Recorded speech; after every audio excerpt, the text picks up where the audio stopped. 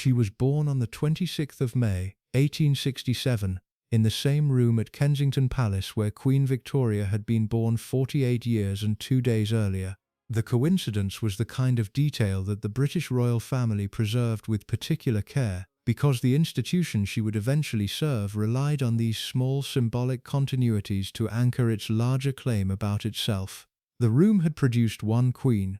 It had now produced in this small infant whose family would call her May for the rest of her life, the woman who would become another. The continuity was the point. The institution was the point. The institution would, across the next 85 years, be the point of everything she did. She married George, Duke of York, in July 1893. She produced 6 children across the next 12 years. Edward in 1894, Albert, Bertie in 1895, Mary in 1897, Henry in 1900, George in 1902, John in 1905. 6 children, raised inside the household conditions that the institutional framework she had absorbed required her to apply. 6 children who would, across their respective lives, pay a different price for what their mother had been formed into, and could not, by any subsequent adjustment, bring herself to modify. This is the story this documentary will be examining. The story of the woman the institution made and the children the woman raised inside the institution's framework. The story of how the framework shaped each of the 6 in different ways and what each of them paid for the shaping. Some paid early. Prince John paid his price by age 13, hidden away at Wood Farm on the Sandringham estate, dying of a seizure in his sleep on the 18th of January 1919, while his mother was elsewhere. Some paid across decades. Bertie paid through his stammer, his anxiety, his lifelong physical fragility, the wounds his childhood had produced and that his eventual reign as George VI was conducted across. Some paid in the institutional silence that the framework required them to maintain about what had been done to them. Edward paid, and then he stopped paying. He left. The verdict that has shaped every subsequent assessment of Queen Mary as a mother was delivered by Edward, David, the eldest son, the abdicated king, the Duke of Windsor, after she died on the 24th of March 1953. The verdict was 12 words long. The fluids in her veins, he said, had always been as icy cold as they were now in death. The verdict was unfair, in the way the verdicts of disappointed sons typically are. The verdict was also in some essential dimension accurate. The mother who had produced him had been a figure whose maternal warmth had been substantially absorbed by the institutional framework she had spent her life serving. The framework had not been her invention. The framework had absorbed her, the way it had absorbed her mother-in-law and her predecessors, and the generations of senior royal women who had been formed for the role she had been formed to play. She had served the framework. She had served it well. The cost of the serving had been paid, in significant measure, by her children. Before diving deeper on that, consider subscribing our channel and push the bell icon so you get all the updates about our channel. This documentary is about the cost. It is about the 6 children examined individually and together, and what each of them paid across the lives they lived inside their mother's framework. It is about the institutional structure that produced the framework, and about the small private accommodations Queen Mary made within the framework when she could. The moments of warmth that her recently discovered correspondence with her lady-in-waiting Lady Eva Dugdale revealed, the small expressions of maternal pleasure she could produce when the institutional pressure briefly lifted. It is about the daughter, Princess Mary, who married a cold older man because the family had decided he was suitable. About Henry, the 3rd son, whose competence concealed the small daily damage his upbringing had produced. About George, the most charismatic and most troubled of the brothers, who managed his bisexuality and his drug addiction across the framework's institutional silences, and who died at 39 in a wartime plane crash in 1942. It is about all 6 of them. It is about the woman who produced them. It is about the framework that required her to produce them inside conditions that, by any measure most contemporary parents would recognize, did not provide the maternal warmth that growing children require. The framework had been the framework of the British royal family in the late 19th and early 20th centuries. The framework had operated for generations before her and would continue to operate in modified forms for generations after her. She had been, across her long life, one of the framework's most disciplined practitioners. The cost was paid by the children. The price each of them paid is what this documentary will, across the next 2.75 hours, examine in the historical detail that the available sources permit.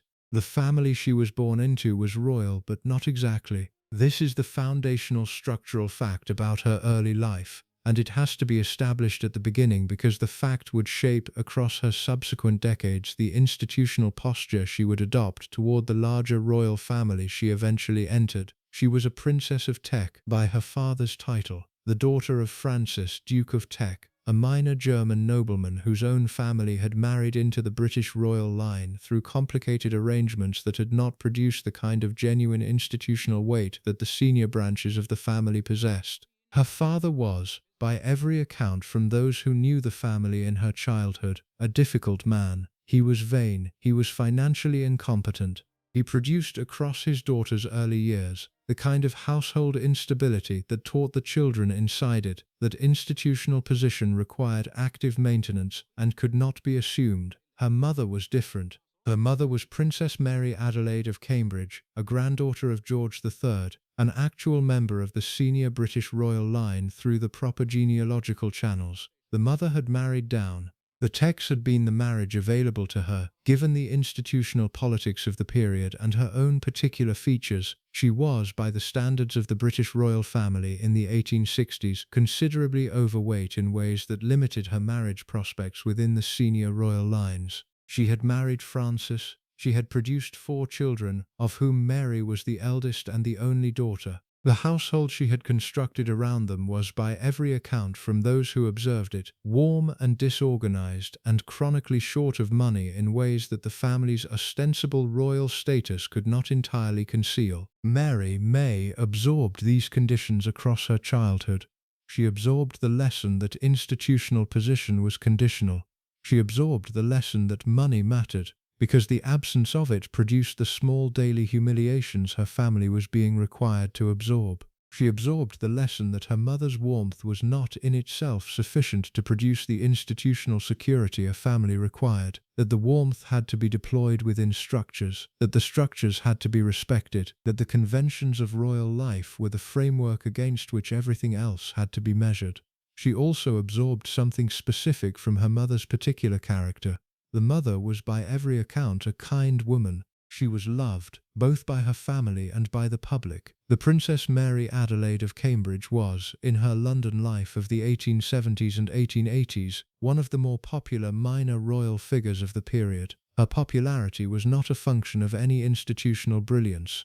It was a function of her warmth, her availability to ordinary people, a willingness to engage with the small social occasions that more institutionally rigorous royal women considered beneath them. The mother was warm. The warmth was real. The warmth had not, in the institutional accounting that the family required to conduct, been sufficient to compensate for the financial difficulties that the marriage to Francis had produced. May absorbed this lesson too. The warmth her mother possessed had not, in the practical reality of the family's life, been institutionally sufficient. The lesson she drew across her formative years was that warmth was a personal resource that did not necessarily translate into institutional outcomes. She would, when her own time came, be careful about the deployment of warmth. She would prioritize the institutional outcomes. The two priorities would sometimes conflict. When they conflicted, she would, by the discipline she had been forming since childhood, prioritize the institution. The family lived, across May's childhood, in a series of residences that reflected their structurally awkward position. They had White Lodge in Richmond Park, a grace and favour royal residence that came with her mother's institutional position. They had periods abroad when the financial pressures of London life became unsustainable, Florence in particular, where the Teck family relocated in 1883 when May was 16, to escape the creditors who had begun pursuing them in London. The Florence period was, by every account, formative for May. She absorbed Italian culture. She absorbed European art. She absorbed, in the period of her late adolescence, the kind of cosmopolitan finish that would eventually become one of her most characteristic features as a senior royal woman.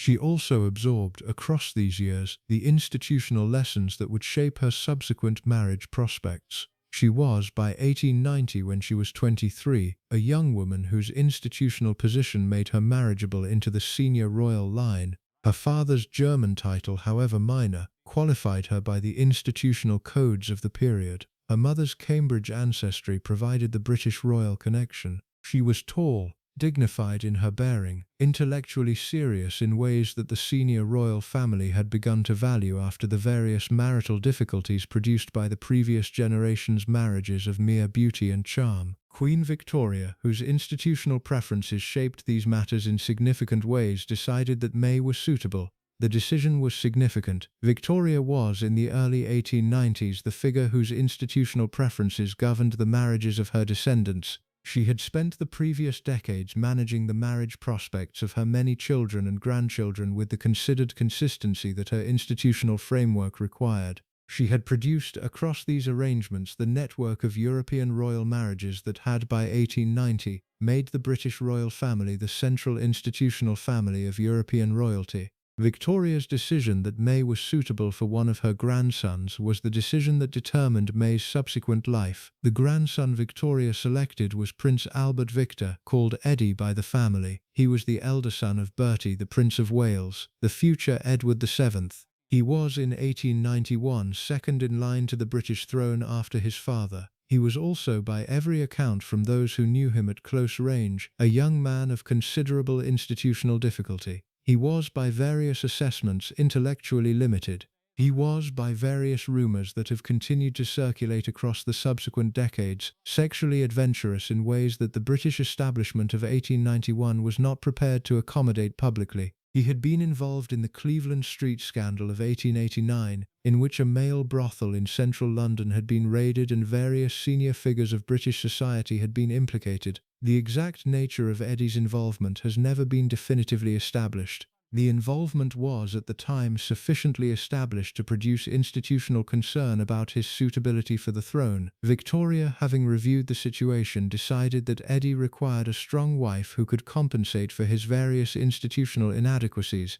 May was the wife Victoria selected. The engagement was announced on the 3rd of December 1891. May had not, by any available account, been particularly enthusiastic about Eddie as a prospective husband. She had been, however, completely accepting of the institutional logic of the marriage. The marriage was the marriage Victoria had selected for her. The marriage would make her eventually the Queen Consort of the United Kingdom. The marriage would confirm her position in the senior royal family, would resolve the structural awkwardness of her tech birth, would produce the institutional stability her childhood had taught her to value. She accepted Eddie, she accepted the engagement, she prepared for the wedding. The wedding never occurred. Eddie contracted influenza during the global pandemic of 1891–92.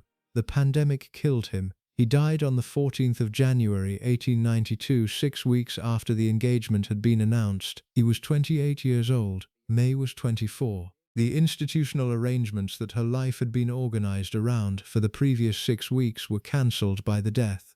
What followed was the institutional decision that would define the rest of May's life. Victoria, having reviewed the new situation, decided that May should marry Eddie's younger brother George, the future George V, who had now become, by virtue of his elder brother's death, the new heir presumptive after his father. The institutional logic of the original marriage applied to the new arrangement. May had been judged suitable for the position of future Queen Consort. The position had been transferred from Eddie to George by the death. May should now be transferred to George. The transfer required some complicated institutional management. May was, technically, in mourning for the man she had been engaged to. The British royal family was, technically, in mourning for the heir presumptive who had just died. The conventions required that some interval pass before the new arrangement could be publicly announced. The interval was managed across the next 18 months. May and George spent the period in increasingly frequent contact, organized by the family, as they were given the opportunity to develop the relationship that the institutional plan required them to develop. What developed, by every account that has been preserved from the period, was a relationship that was substantially more genuine than the original arrangement with Eddie had been. George was, unlike his elder brother, a serious young man. He was a competent naval officer. He was institutionally focused in the ways that May's own framework had taught her to value. He was in temperament the kind of man May could actually like rather than the kind of man she was merely required to accept.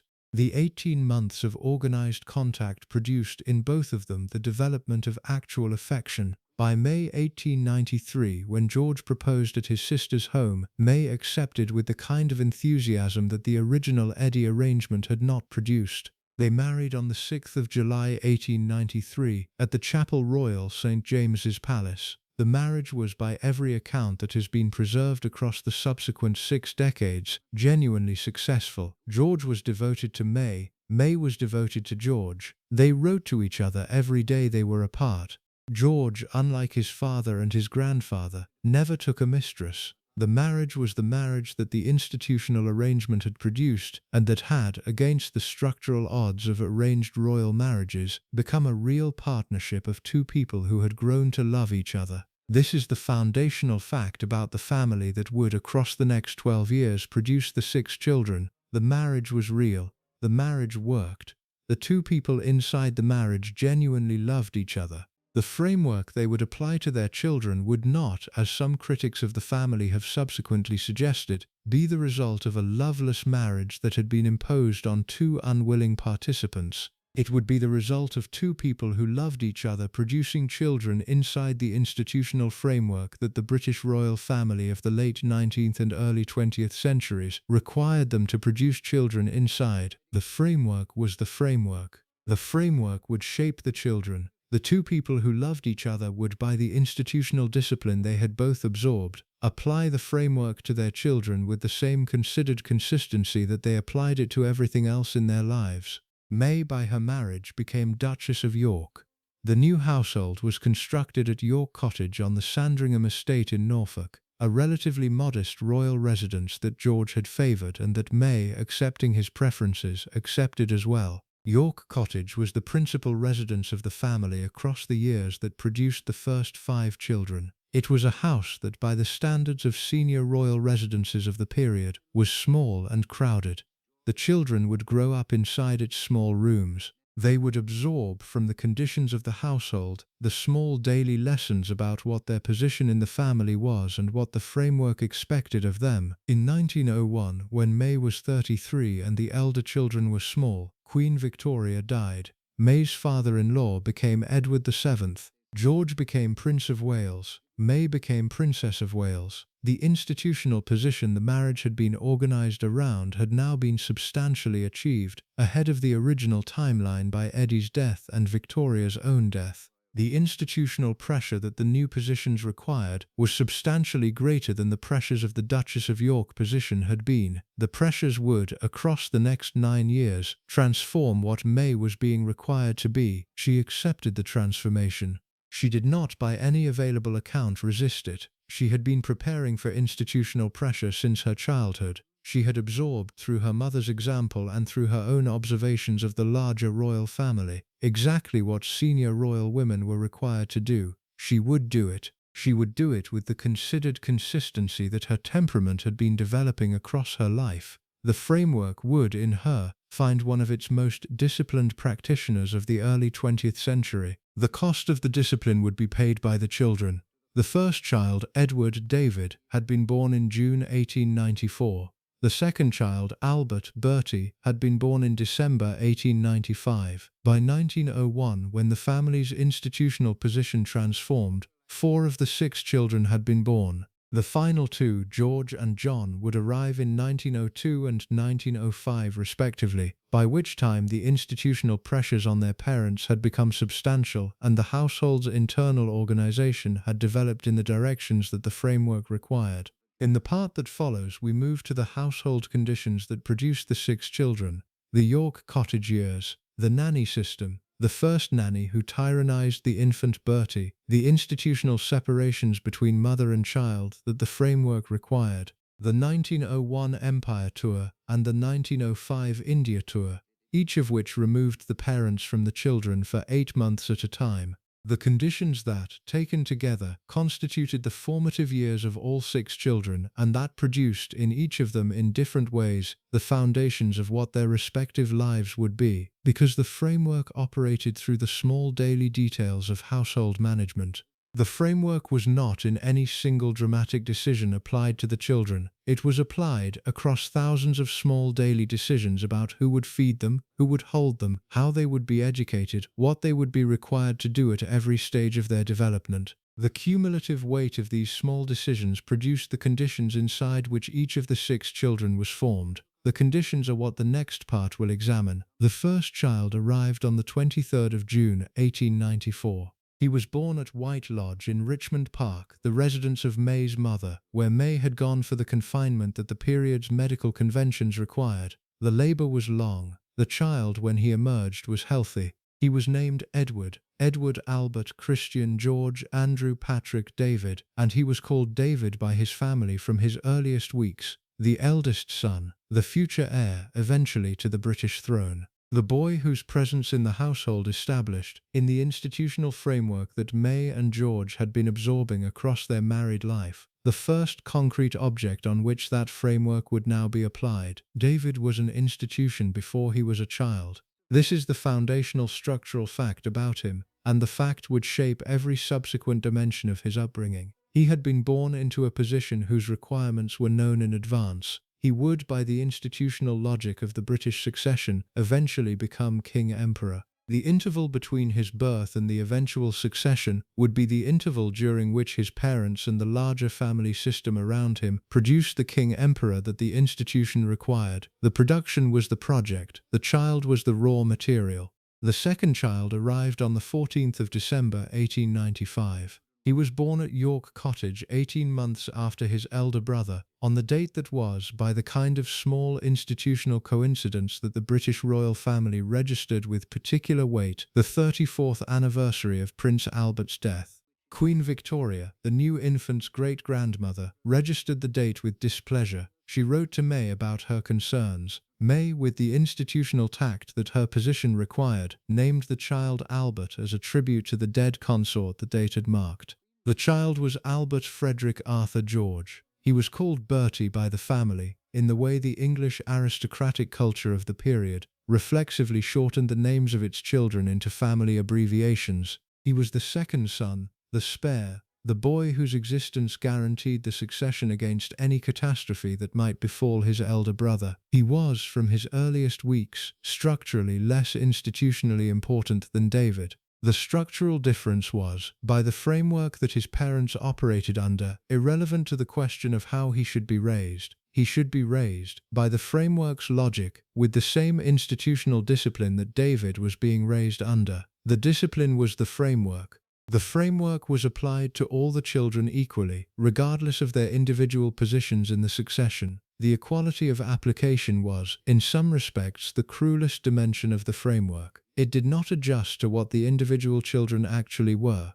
It applied itself to all of them as the institution required. The household at York Cottage in the years immediately after Bertie's birth was, by the standards of senior aristocratic households of the period, organized along entirely conventional lines. The conventional lines included a nursery establishment headed by a senior nanny, with under-nurses providing the daily care of the infants and small children. The mother and father had organized the household so that the nursery was on the upper floors, separated from the principal living areas where the parents and their guests conducted their daily lives. The children would be brought down to the parents at specified times, typically once or twice a day, in formal arrangements that allowed the parents brief contact with the children before the children were returned upstairs to the nursery.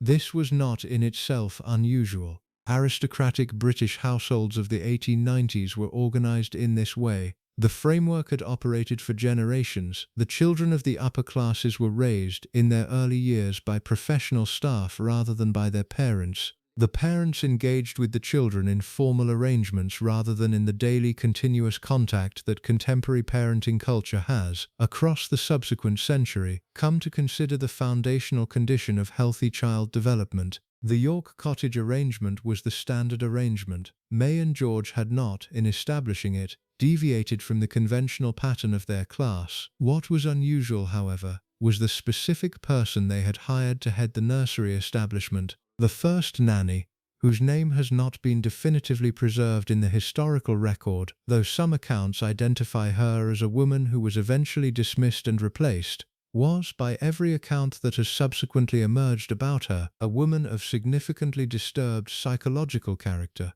She was, by the available evidence, possessive of David in ways that the institutional position of a nanny did not justify. She had developed, across the early years of his life, an obsessive attachment to him that interfered with the normal functioning of the nursery. She would refuse on various occasions to allow him to be taken to his parents at the appointed times. She would manipulate him by the various small daily means available to a nanny in an upper-class household to produce the kind of distress that would prevent his being seen by his parents in the conventional formal arrangements. She also, and this is the dimension that has been most thoroughly preserved in the subsequent biographical literature, abused Bertie. The abuse was not sexual, in any account that has been definitively established. The abuse was psychological and physical, conducted in the small daily ways available to a nanny who had developed an active dislike for the second child of the family she was responsible for. Specifically, by the account that has been preserved across multiple biographies, she would pinch Bertie before bringing him down to his mother in the formal afternoon tea arrangement that constituted one of the daily contacts between the parents and the children. The pinching produced the distressed crying of a small infant. The crying meant that May, when Bertie was brought to her, would receive a child who was visibly in distress. May would, by the institutional convention of the period, hand the child back to the nanny rather than attempting to soothe him herself. The nanny had constructed, by the small daily mechanism of the pinching, the conditions under which she would receive Bertie back from his mother quickly and with minimal interference. The pattern continued for a substantial period. Bertie, across his earliest infancy, was being systematically conditioned by the nanny's abuse to produce the very distress that the family's institutional culture would interpret as evidence of his fundamentally difficult temperament. The interpretation became one of the foundational characterizations of him as a child. He was, in the family's developing understanding, the difficult one. He cried more than David. He was harder to soothe.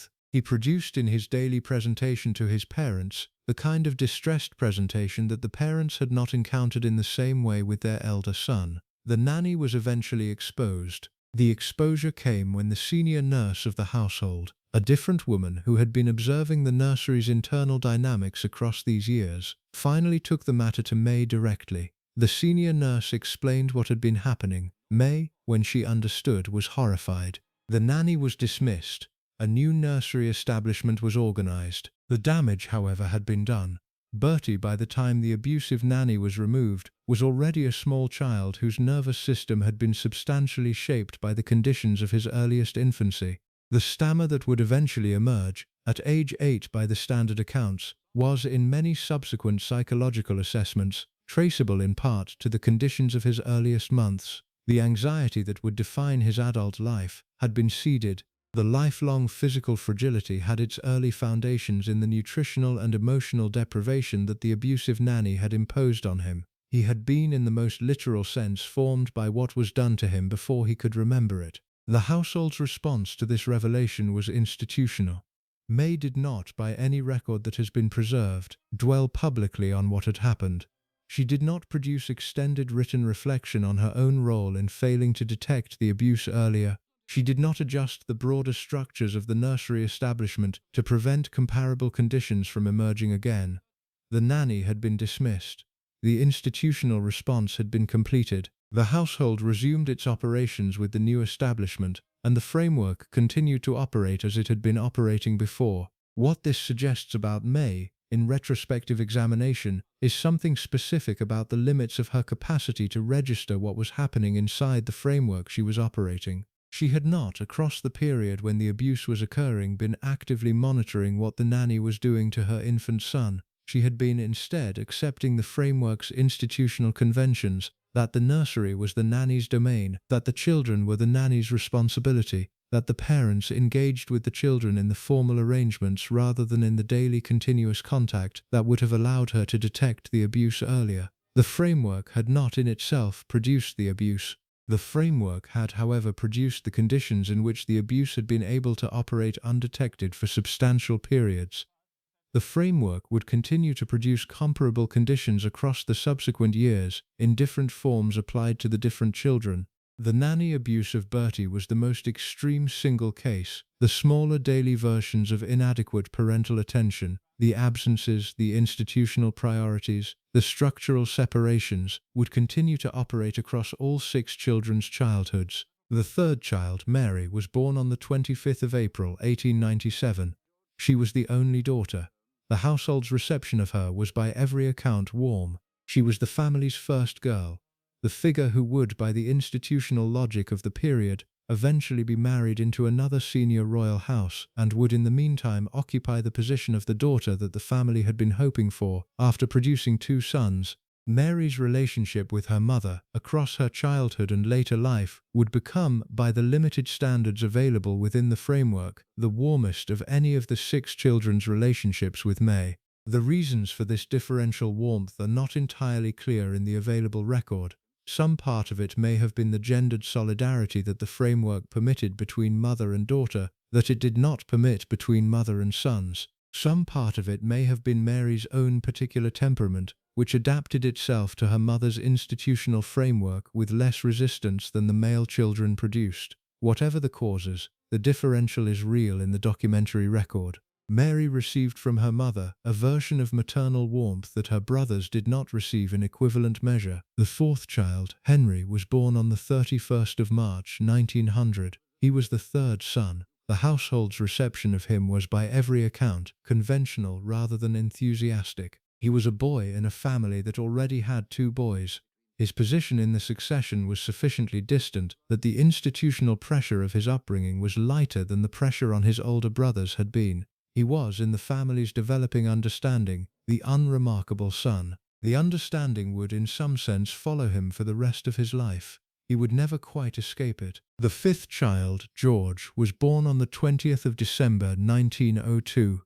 He was the 4th son. By his birth, the parents had become king and queen. Queen Victoria had died in January 1901, and the succession had moved through Edward VII and was now positioned for the eventual succession of George V, May's husband. The institutional pressures on the family had increased significantly. The new George, the infant born to the new king-in-waiting, arrived into a household whose internal organization had been substantially modified by the parents' new institutional positions. The arrangements for George, the child, included an extended absence by his parents almost immediately after his birth. May and George had been required in 1901 to undertake the 8-month Empire tour that the new institutional position of George as Duke of Cornwall and York had required. They had returned to Britain in November 1901, just over a year before the new George was born. They had been at home in the immediate aftermath of his birth. They had, however, the next significant institutional tour already scheduled for 1905.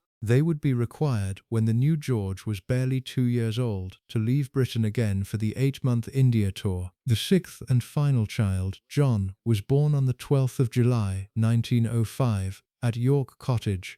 The Empire tour of 1901 had been completed. The India tour of 1905 was about to begin. May was 38 years old. She had produced, across the previous 12 years, 6 children. Her body had been in a substantially continuous state of pregnancy or recovery from pregnancy across the entire period. She had also been, across the same period, performing the institutional duties that her positions as Duchess of York, Duchess of Cornwall and York, and Princess of Wales had required of her. The cumulative weight of the 12 years was substantial. She was tired. She was institutionally seasoned. She was, by the time of John's birth, the experienced mother of 5 other children whose framework she had been applying with increasing consistency. John would be the child whose particular conditions would test the framework's capacity to accommodate the unexpected. His epilepsy would emerge by his 4th birthday. The probable autism would become apparent across his early years. He would be, in the conditions his birth had required the framework to address, the child whose particular needs the framework was least equipped to handle. We will examine his case in detail in Part 7. For now, the relevant fact about his birth is that it concluded the 12-year period during which May had produced the 6 children. From 1905 forward, she would no longer be producing children. She would instead be raising the 6 she had produced, while simultaneously performing the increasingly demanding institutional duties that her position required. The 1905 India tour began 3 months after John's birth. May and George departed Britain in October 1905 for what would become an 8-month absence from their children. The 8-month absence is the structural fact that has to be examined directly, because the absence reveals something specific about how the framework operated. By 1905, the children's ages were as follows. David was 11, Bertie was 9, Mary was 8, Henry was 5, the new George was 2, John was 3 months old. The parents departed Britain for 8 months. The children remained in the care of their grandparents, Edward VII and Alexandra, at Sandringham. The grandparents were warm by every available account. Alexandra in particular had a gift for grandmotherly affection that compensated in some measure for what the parents' absence was producing in the children. But the grandparents were not the parents. 8 months is in the developmental life of children of the ages the 6 children were in 1905, a substantial fraction of their entire lives to that point. The new George was 2, 8 months was a third of his entire life. John was 3 months at the start of the tour and 11 months at its end. 8 months was 8 times his life experience to that date. May had cried at the prospect of the departure. This is the documented detail that has been preserved in the available records. She did not by any account want to leave the children. The leaving was the institutional requirement. The institutional requirement took precedence over her personal preference. She left. She conducted the India tour with the institutional discipline her position required. She returned 8 months later. The children were waiting. The framework had been operating in her absence. The children had been absorbing, in the small daily ways that children absorb such things, the structural fact that their mother was the kind of figure who could be removed from their lives for 8 months at a time, and that the institution was the kind of arrangement that could justify the removal. What this established in the children's developing understanding of the world was the institutional priority. Their mother was a senior royal woman. Senior royal women had institutional duties. Institutional duties took precedence over the maternal relationships that the children might at their respective ages have wanted from her. The children would, across their subsequent lives, absorb this lesson at varying levels of consciousness. Some of them would internalize it without significant resistance. Some of them would resist it across decades. Some of them would, in the case of David, eventually break with the institution entirely in ways that the framework had not anticipated and could not, when the break came, accommodate. The cost of the framework's operation across the years that produced the 6 children was the cost that the children would carry into the rest of their lives. The cost was not visible in the formal records of the period. The formal records preserved the institutional achievements, the Empire Tour, the India Tour, the senior royal duties competently performed by both parents across the years that the framework required. The cost was instead embedded in the children themselves. It would emerge in different forms in different children across the subsequent decades. By the 1930s, when the children had grown into adults, the cost would be visible in the various ways their adult lives had been shaped by what their childhoods had imposed on them. David's adult resentment of his mother, the resentment that would eventually produce the icy cold verdict in 1953, had its foundations in these early years. He had registered across his childhood the institutional priority that had repeatedly removed his mother from his life. He had registered the formal arrangements by which their contact was managed. He had registered by the cumulative weight of the small daily details that his mother was an institutional figure rather than a maternal one in the conventional sense. The registration would, in adulthood, harden into the active grievance that the abdication crisis would eventually express. Bertie's adult anxiety, the stammer, the physical fragility, the lifelong fear of the institutional position he would eventually be required to occupy, had its foundations in the same years, applied to his particular situation as the second son. His specific damage from the abusive nanny had been the most extreme single incident. The broader framework that had failed to detect the abuse, and that had then continued to operate without significant modification after the abuse had been exposed, had produced the cumulative conditions in which his anxiety had developed. Mary's adult acceptance of the institutional marriage that would eventually define her own life had its foundations in her childhood relationship with her mother, which had taught her, in the warmer version of the framework that mother and daughter could produce, that institutional duty was the foundation of female life, and that personal preference was the secondary consideration. She would, when her own marriage came in 1922, accept the institutional logic of the arrangement that her family had decided was suitable for her. She would absorb the consequences across the subsequent decades. Henry's adult unremarkability had its foundations in the household's developing understanding of him as the third son, the institutional figure whose lighter pressure had reflected his structural unimportance. He had been formed by the lighter pressure into the unremarkable adult he became.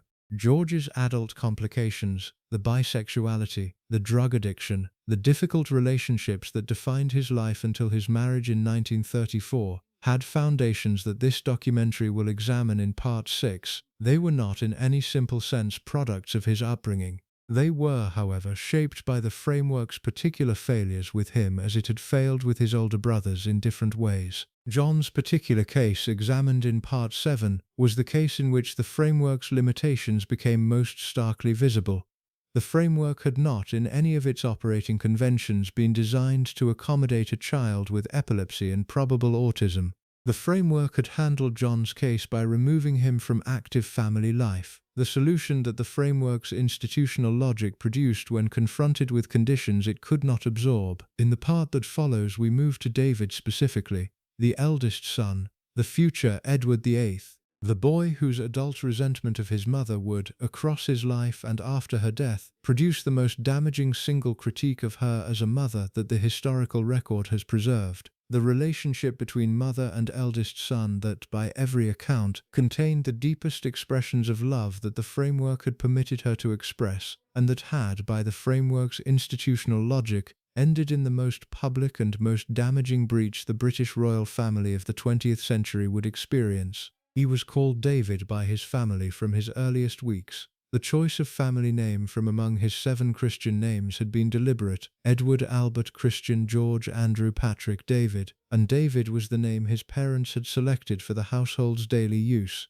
The choice had a specific institutional meaning. David was the only one of his Christian names that did not carry the weight of a previous British monarch. Edward, Albert, George, Andrew, Patrick, each of these had been used by previous figures in British and royal history. David was the name the family could call him without the institutional weight pressing down on every domestic interaction. The choice was, in retrospect, one of the small mercies the framework had permitted his parents to extend to him. It would not, across the long arc of his life, be sufficient. He was a beautiful child. This is the foundational fact about his early presentation, and the fact would shape in significant ways the differential treatment he received from the figures around him. He was small for his age, fair-haired, with the kind of delicate features that Edwardian society of the period particularly valued in upper-class children. He charmed the household staff, he charmed the visitors, he charmed his grandparents, Edward VII and Alexandra, who developed for him the kind of doting fondness that grandparents of their generation often developed for first grandchildren. He was, by every account from those who observed the family in his early years, the kind of small boy whose presentation produced active affection in the people around him. The differential treatment had institutional consequences. His grandfather, Edward VII, was particularly devoted to him. The relationship between the king and the small boy who would eventually become his successor was one of the warmer features of Edwardian royal family life. Edward VII would, when David was brought to visit him at his various residences, spend extended periods of time with him, telling him stories, taking him on small excursions, providing the kind of grandfatherly engagement that David's own father, the future George V, was not, by his own temperament, capable of providing in equivalent measure. This produced in David's developing understanding of his family a specific differential. The grandfather was warm. The father was not. The framework that had been imposed on his father by his own upbringing, the framework George V had inherited from his own difficult childhood, was being applied by his father to David and to David's siblings. The framework was demanding. The framework was emotionally austere. The framework produced in the daily reality of the household, a paternal figure whose engagement with his children was conducted through the institutional codes of the period, rather than through the personal warmth that David's grandfather was able to extend to him in their separate interactions. George V's specific approach to fatherhood has been preserved in the famous quote that has, across the subsequent century, become the iconic illustration of how he understood his role. The quote was preserved by various contemporaries who heard him say it, in slightly varying forms on multiple occasions. "My father was scared of his father, I was scared of my father, and I'm damned well going to see that they are scared of me." The quote captures the institutional framework that George V was applying to his children. The framework was generational. His own father, Edward VII, had been a difficult presence for him in his childhood, though the difficulty had been less severe than the version George V was now reproducing.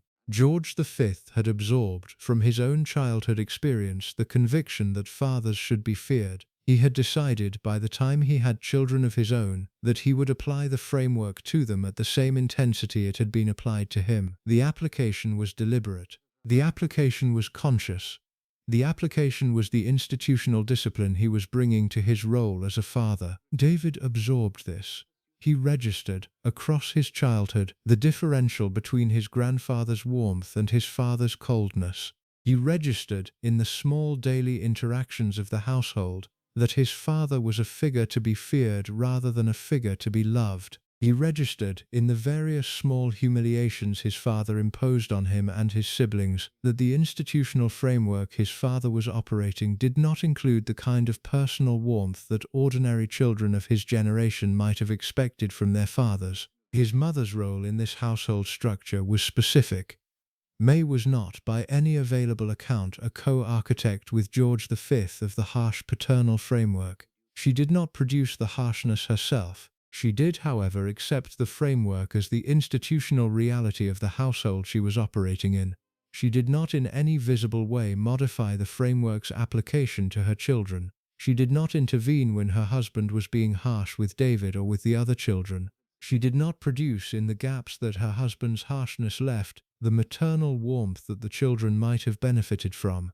Her own warmth was real but limited. The recently discovered correspondence with Lady Eva Dugdale, a lady-in-waiting from 1892 to 1919, has revealed a side of May that her public presentation had not made available. In the letters, she expresses genuine maternal pleasure at having David home from his army service in the First World War. She writes, in April 1915, of her delight at seeing him again.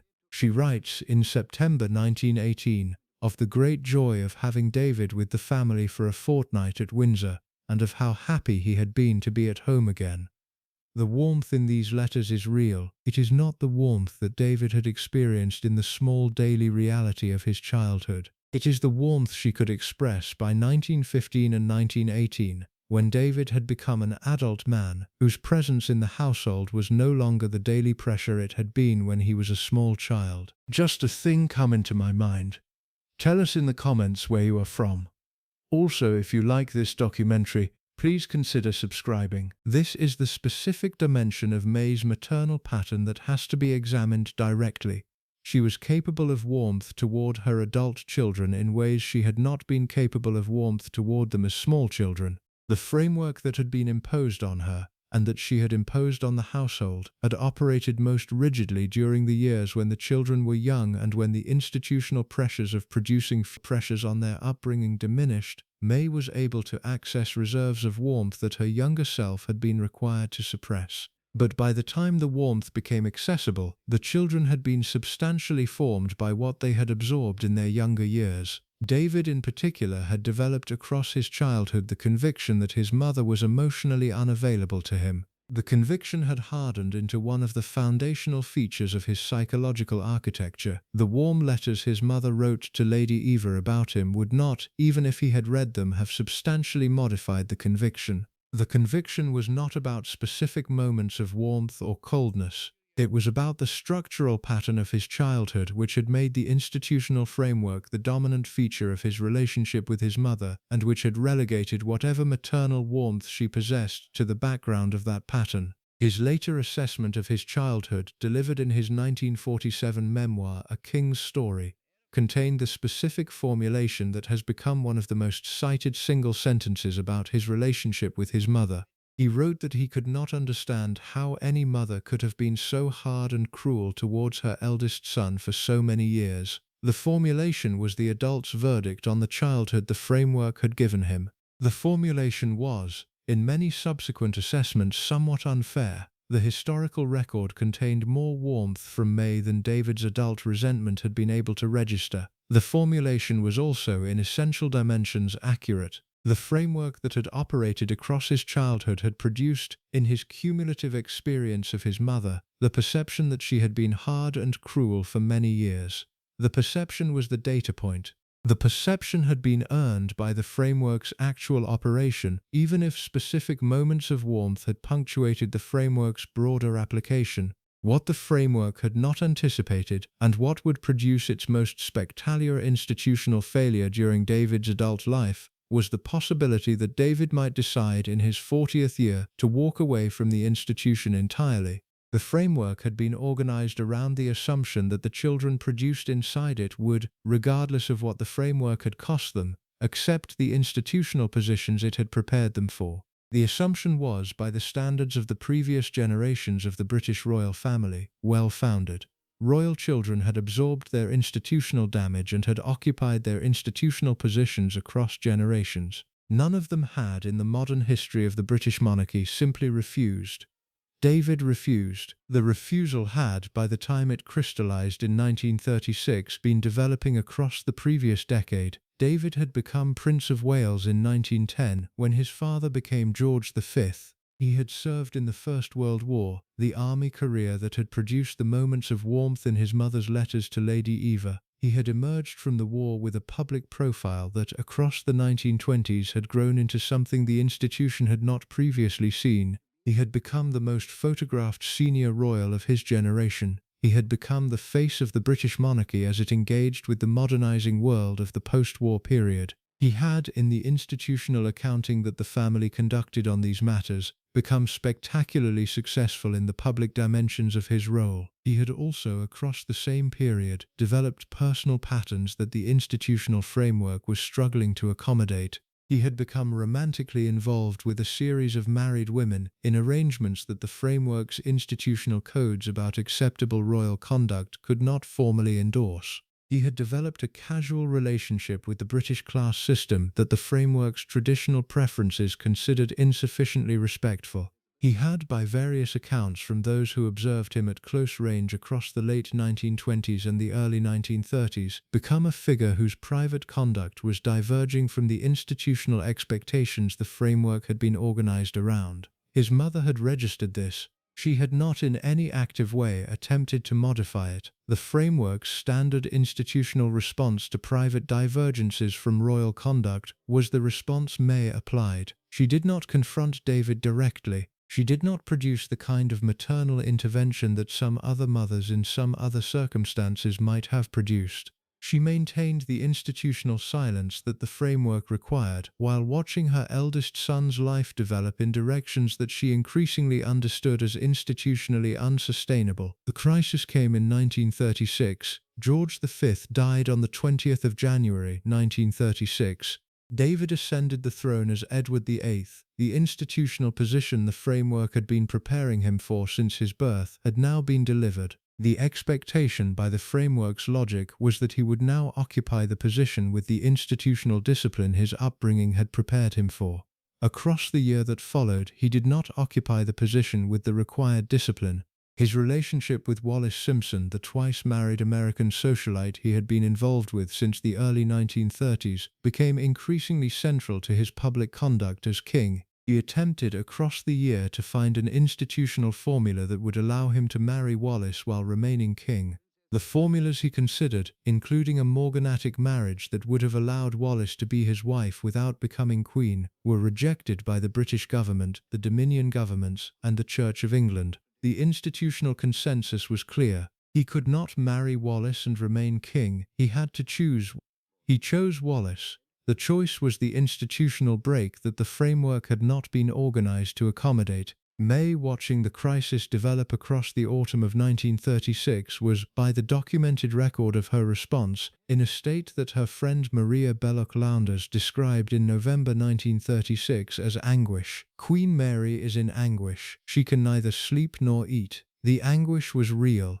May had absorbed, across her entire life, the framework that placed institutional duty above all personal considerations. She had applied the framework to her children. She had expected the framework to operate in their adult lives as it had operated in their upbringings. She was now watching her eldest son systematically violate the framework's central institutional principle by placing his personal feelings for Wallace above the institutional duties of the kingship his framework-imposed upbringing had prepared him for. She tried across the autumn to influence his decision. She did not produce the kind of warm maternal pressure that some other mothers in some other circumstances might have produced. She produced instead the institutional pressure that her position made available. She supported the government's position. She supported the church's position. She made clear in the small institutional ways available to a queen mother that she could not endorse the marriage to Wallace and could not accept Wallace as a member of the family. Wallace had been formally presented to George V and Queen Mary at court before the crisis had developed.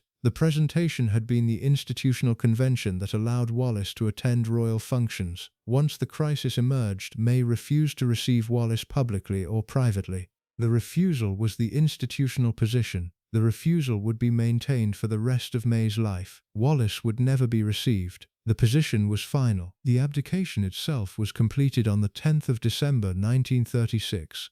David, now King Edward VIII for 10 months and 20 days, signed the instrument of abdication at Fort Belvedere. The signing was witnessed by his 3 brothers, including Bertie, who would now ascend the throne as George VI.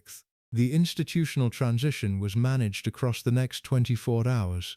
David delivered his abdication speech by radio on the evening of the 11th of December.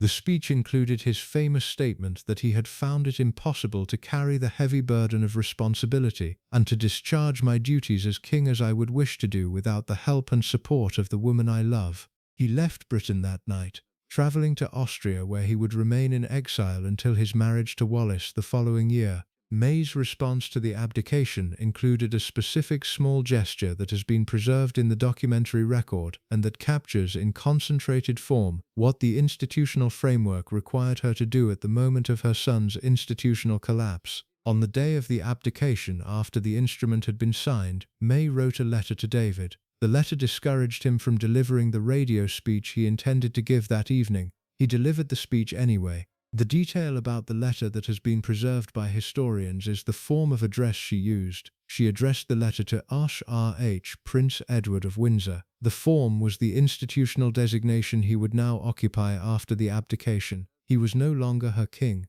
The letter made the distinction explicit. He had been 24 hours earlier the King-Emperor. He was now a Prince of Windsor. The distinction was the institutional reality her framework required her to acknowledge. She acknowledged it. The detail is small. The detail is also, in its way, devastating. A mother writing to her son on the day he had effectively destroyed his life through what she considered an institutional failure of catastrophic proportions could have, by the standards of conventional maternal warmth, addressed him by the family name he had been called for 42 years.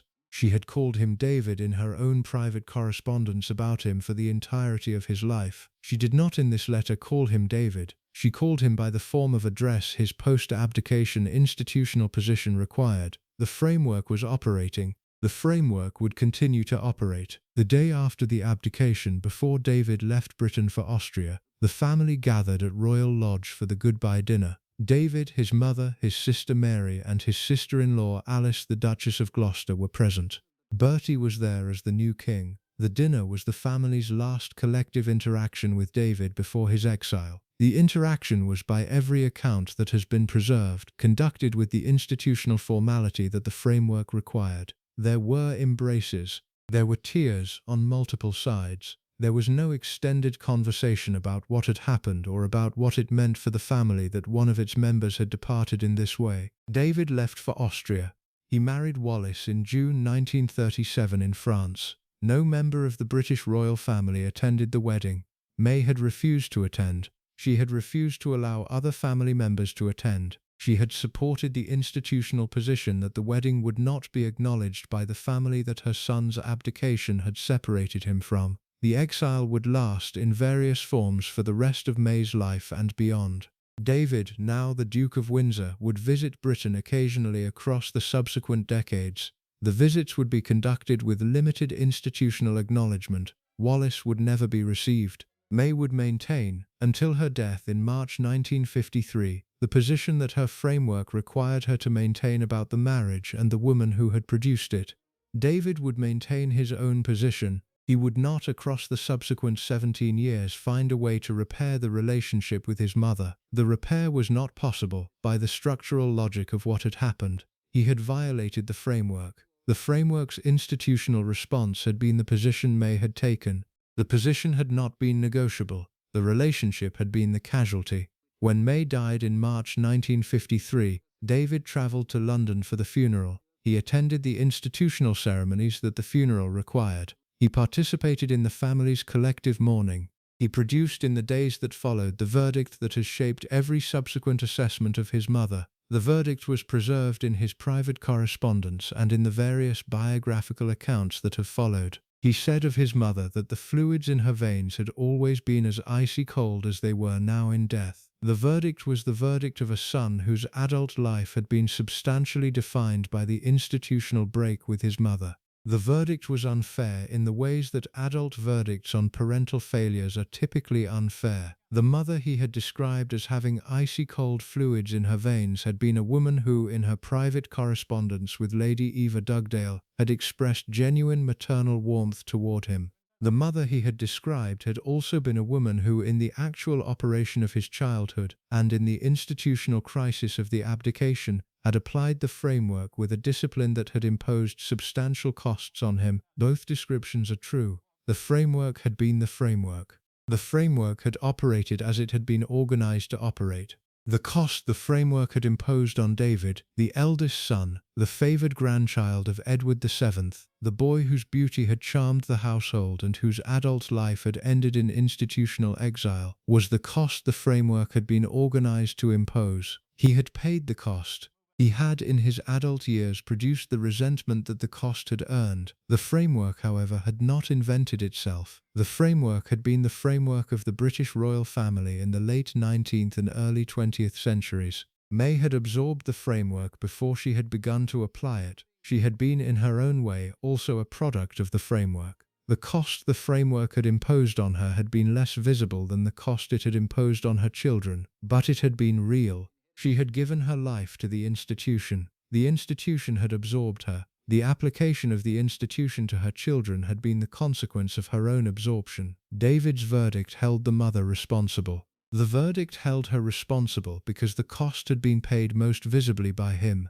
The framework that had imposed the cost was, in his adult understanding, the framework she had operated. The distinction between the framework and her personal application of it was a distinction that his adult resentment had not been able to maintain. She was, in his accounting, the framework. The framework had been cruel to him. She had been cruel to him. The verdict followed. In the part that follows, we move to Bertie, the second son, the boy whose nanny had abused him in his earliest infancy, the young man who had developed the stammer at age 8. The reluctant heir who had been forced into the kingship by his elder brother's abdication and who had, across the subsequent 15-year reign, performed the institutional duties his upbringing had not adequately prepared him for. The relationship with his mother that, by the institutional necessity of George VI's reign, had become the warmest she had with any of her surviving children, the warmth that came when the framework's pressure required her to provide it, and that had not been available in the same form when Bertie had been the small boy whose anxiety the framework had been busy producing. He had been, from infancy, the boy who absorbed what was being done to him. This is the foundational fact about Bertie, Albert Frederick Arthur George, that the historical record has preserved with particular consistency across the various biographical examinations of his life. He did not, like David, charm the household with the kind of presentation that produced active affection in the people around him. He did not, like Mary, form the gendered solidarity with his mother that created the limited space for warmth the framework permitted. He did not, like the younger children, arrive in the household after the framework had already been established, and could simply absorb its operation without producing the active resistance that the older children produced in different forms. He was instead the second son who was born into a household whose framework was actively being established, and whose particular temperament happened to be the temperament least equipped to absorb what the framework was doing to him. He was sensitive. He was emotionally responsive in ways the framework specifically did not accommodate. He was, in the small daily reality of his earliest years, the child whose vulnerability made him particularly available to the kind of damage that the framework's structural inadequacies could produce. The damage began before he could remember it. The abusive nanny's pinching, examined in Part 2, was the most extreme single dimension of his early formation. The pinching had operated across his entire infancy. The conditioning the pinching had produced, the small daily association between being brought to his mother and being in physical pain, the cumulative learned response of distress at the moment of contact with the maternal figure, had been operating on his developing nervous system before any conscious memory had formed. By the time the abusive nanny was finally exposed and dismissed, Bertie was a small child whose foundational psychological architecture had been substantially shaped by what had been done to him. The dismissal had ended the active abuse. The dismissal had not, by any subsequent psychological intervention, undone what the abuse had produced. What followed was the standard application of the framework to a child whose particular vulnerability the framework was not equipped to recognize. He was, by every account, naturally left-handed. The household's response was to force him to write with his right hand. The forcing was applied across his early years of education, with the consistency that the period's educational conventions about left-handedness required. Left-handedness in the late 19th and early 20th centuries was widely considered a defect to be corrected rather than a natural variant to be accommodated. The corrective approach involved consistent retraining. The right hand was placed on the writing instrument, the left hand was discouraged or actively prevented from being used. The child was required to produce his written work with the hand that was not his natural preference. The framework's institutional convention applied to Bertie. He was retrained. He produced his written work across his subsequent education with his right hand. The writing he produced was visibly awkward across his life. The natural left-handedness had not been eliminated by the retraining. It had been instead suppressed in ways that produced the kind of subtle motor difficulty that affected him into adulthood. He had knock knees. The household's response was to put leg braces on him. The braces were the standard medical intervention of the period for the condition. They were uncomfortable. They were institutionally humiliating in the small daily ways that physical correction devices produced humiliation in children. He wore them across substantial portions of his childhood.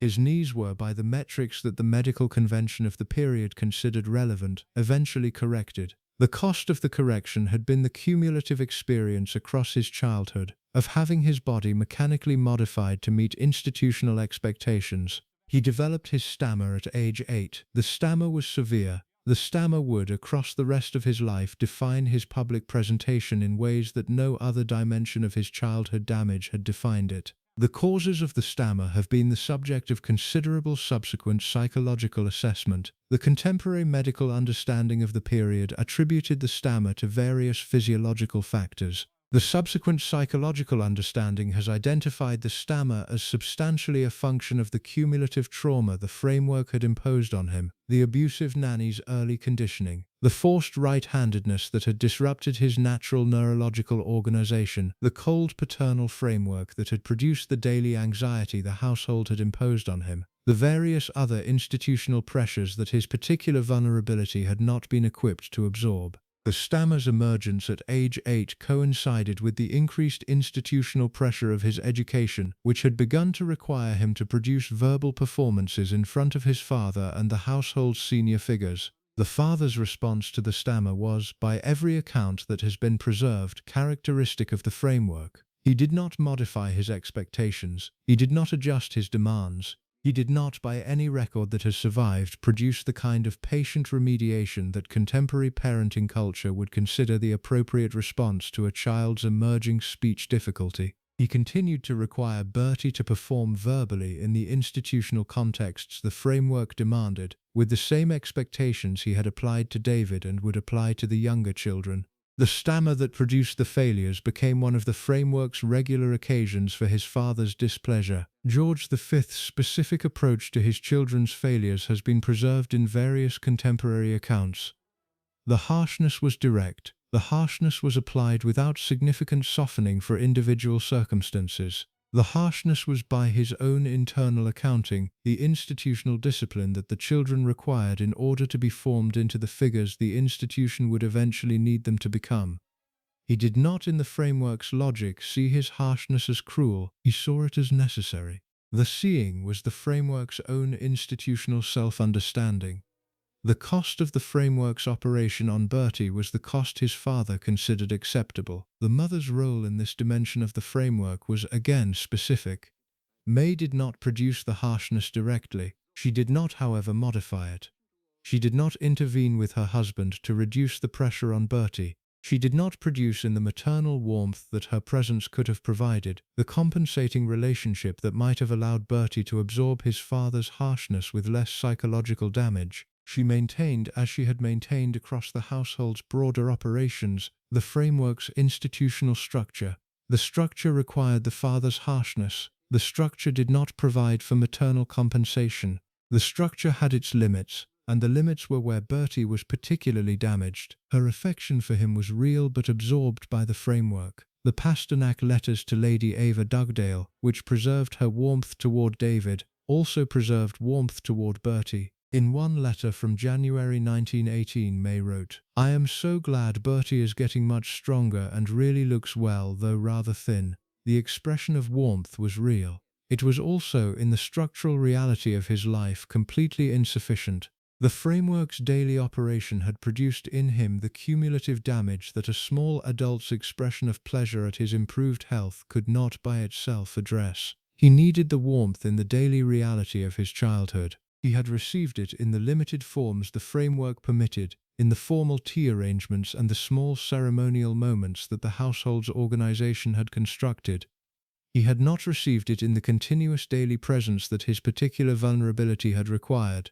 He went to school, the Royal Naval College at Osborne, then Dartmouth, the institutional path that George V had decided his sons would follow. The naval education was, by the framework's logic, the appropriate preparation for the second son who was unlikely to inherit the throne, but who would need to occupy senior royal duties as an adult. The naval education was also, in its institutional culture, a particularly demanding environment for a boy with the various forms of damage Bertie had absorbed from his childhood.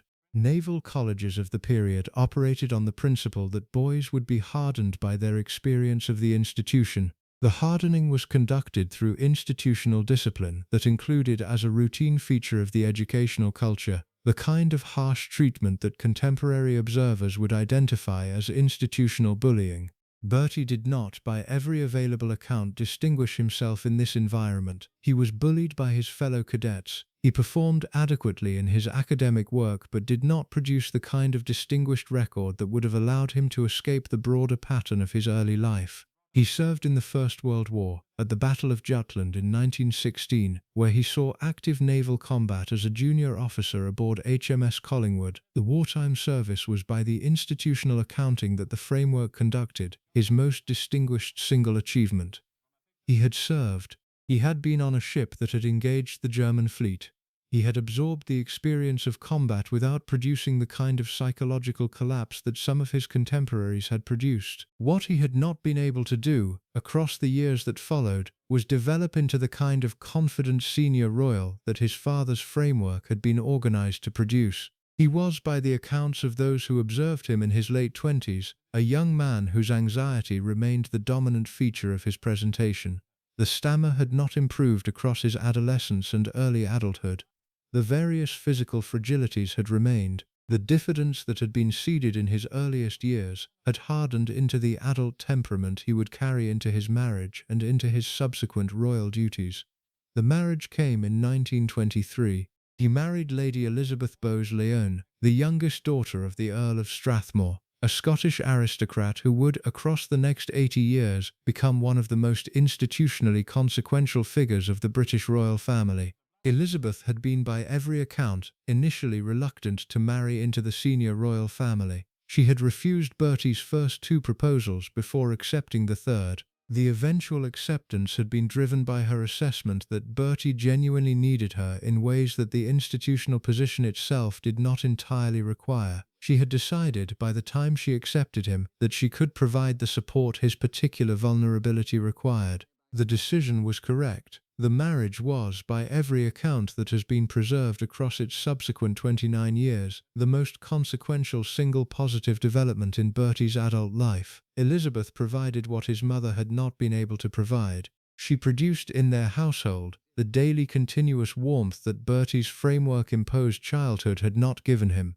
She advocated for him with his speech therapist Lionel Loga. When his stammer treatment began in 1926, she accompanied him to the Loga sessions, participating actively in the work that produced gradual improvement across the late 1920s and early 1930s. She was, in the practical reality of his adult psychological survival, the figure who had compensated for the cost the framework had imposed on him. May's relationship with her daughter-in-law was correct rather than warm.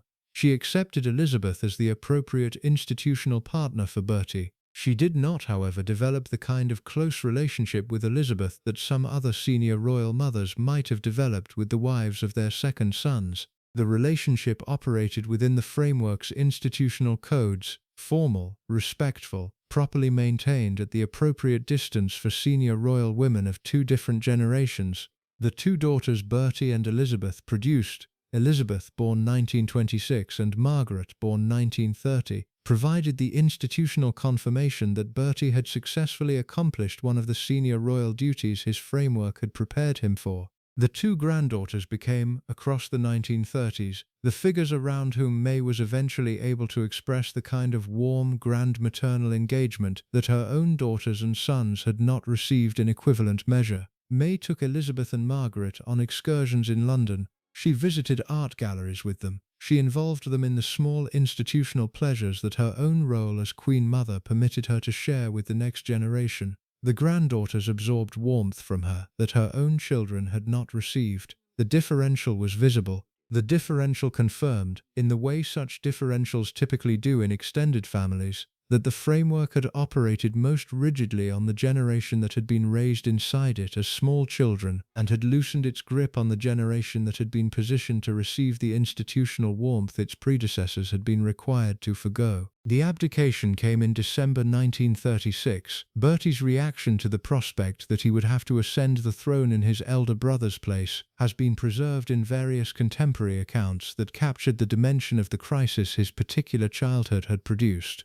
He was by every account devastated. The institutional position he was being asked to occupy was the position his entire upbringing had been organized to assume he would not need to occupy. He was the second son. He was the institutionally less prepared figure. He was the figure whose particular vulnerabilities, the stammer, the anxiety, the lifelong physical fragility, made him uniquely unsuited, by the framework's own internal logic, to the demands of the kingship he was now being required to assume.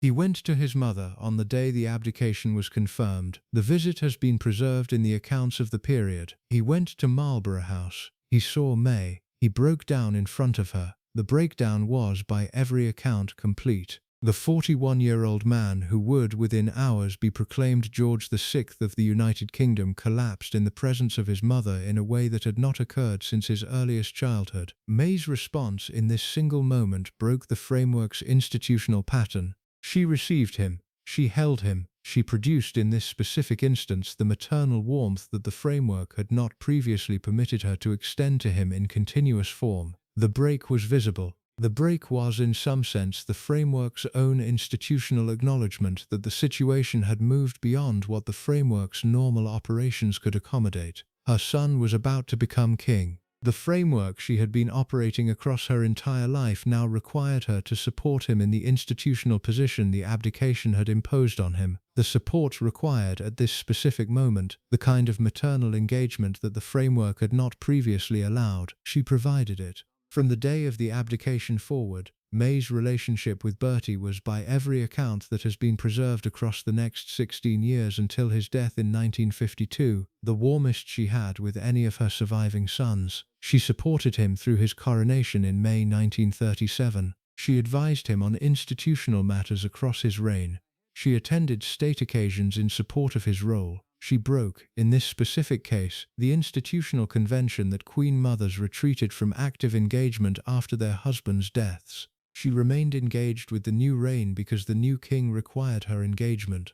The contrast with her relationship to Bertie in his childhood was visible to anyone who examined the record. The boy whose stammer had emerged at age 8 without producing modification of the framework's expectations had become the man whose institutional crisis at age 41 had produced the active maternal support that the framework had not previously made available. The framework had operated on the principle that institutional necessity drove the application of warmth. In Bertie's childhood, the institutional necessity had been the production of an institutionally disciplined royal child, and the framework had operated accordingly. In Bertie's adult crisis, the institutional necessity had been the support of the new king in his unprepared accession, and the framework had operated to produce the support. What this revealed about May's framework, in retrospective examination, was that the framework had not been about the absence of love. The framework had been about the institutional control of love. May loved her son. The love had been real, in his childhood and in his adult life. The framework had determined when the love could be expressed and when it could not. In his childhood, the framework had determined that the love could be expressed only in limited formal arrangements that had not, by themselves, been sufficient to prevent his cumulative damage. In his adult crisis, the framework had determined that the love could be expressed in the active maternal support that his new institutional position required. The cost Bertie had paid for the framework's earlier operation could not, however, be undone by the framework's later loosening. The damage had been done in his earliest years. The stammer would never entirely resolve. The anxiety would not, across his subsequent reign, fully diminish. The physical fragility that his childhood had seeded would eventually contribute to the lung cancer that would kill him in February 1952 at age 56. He would die 15 years and 2 months into his reign. He would die before his mother. He would die by the cumulative weight of various medical assessments, partly as a function of the cumulative stress that the kingship had imposed on a man whose childhood had not equipped him to absorb such stress. His reign was, by every reasonable institutional assessment, successful.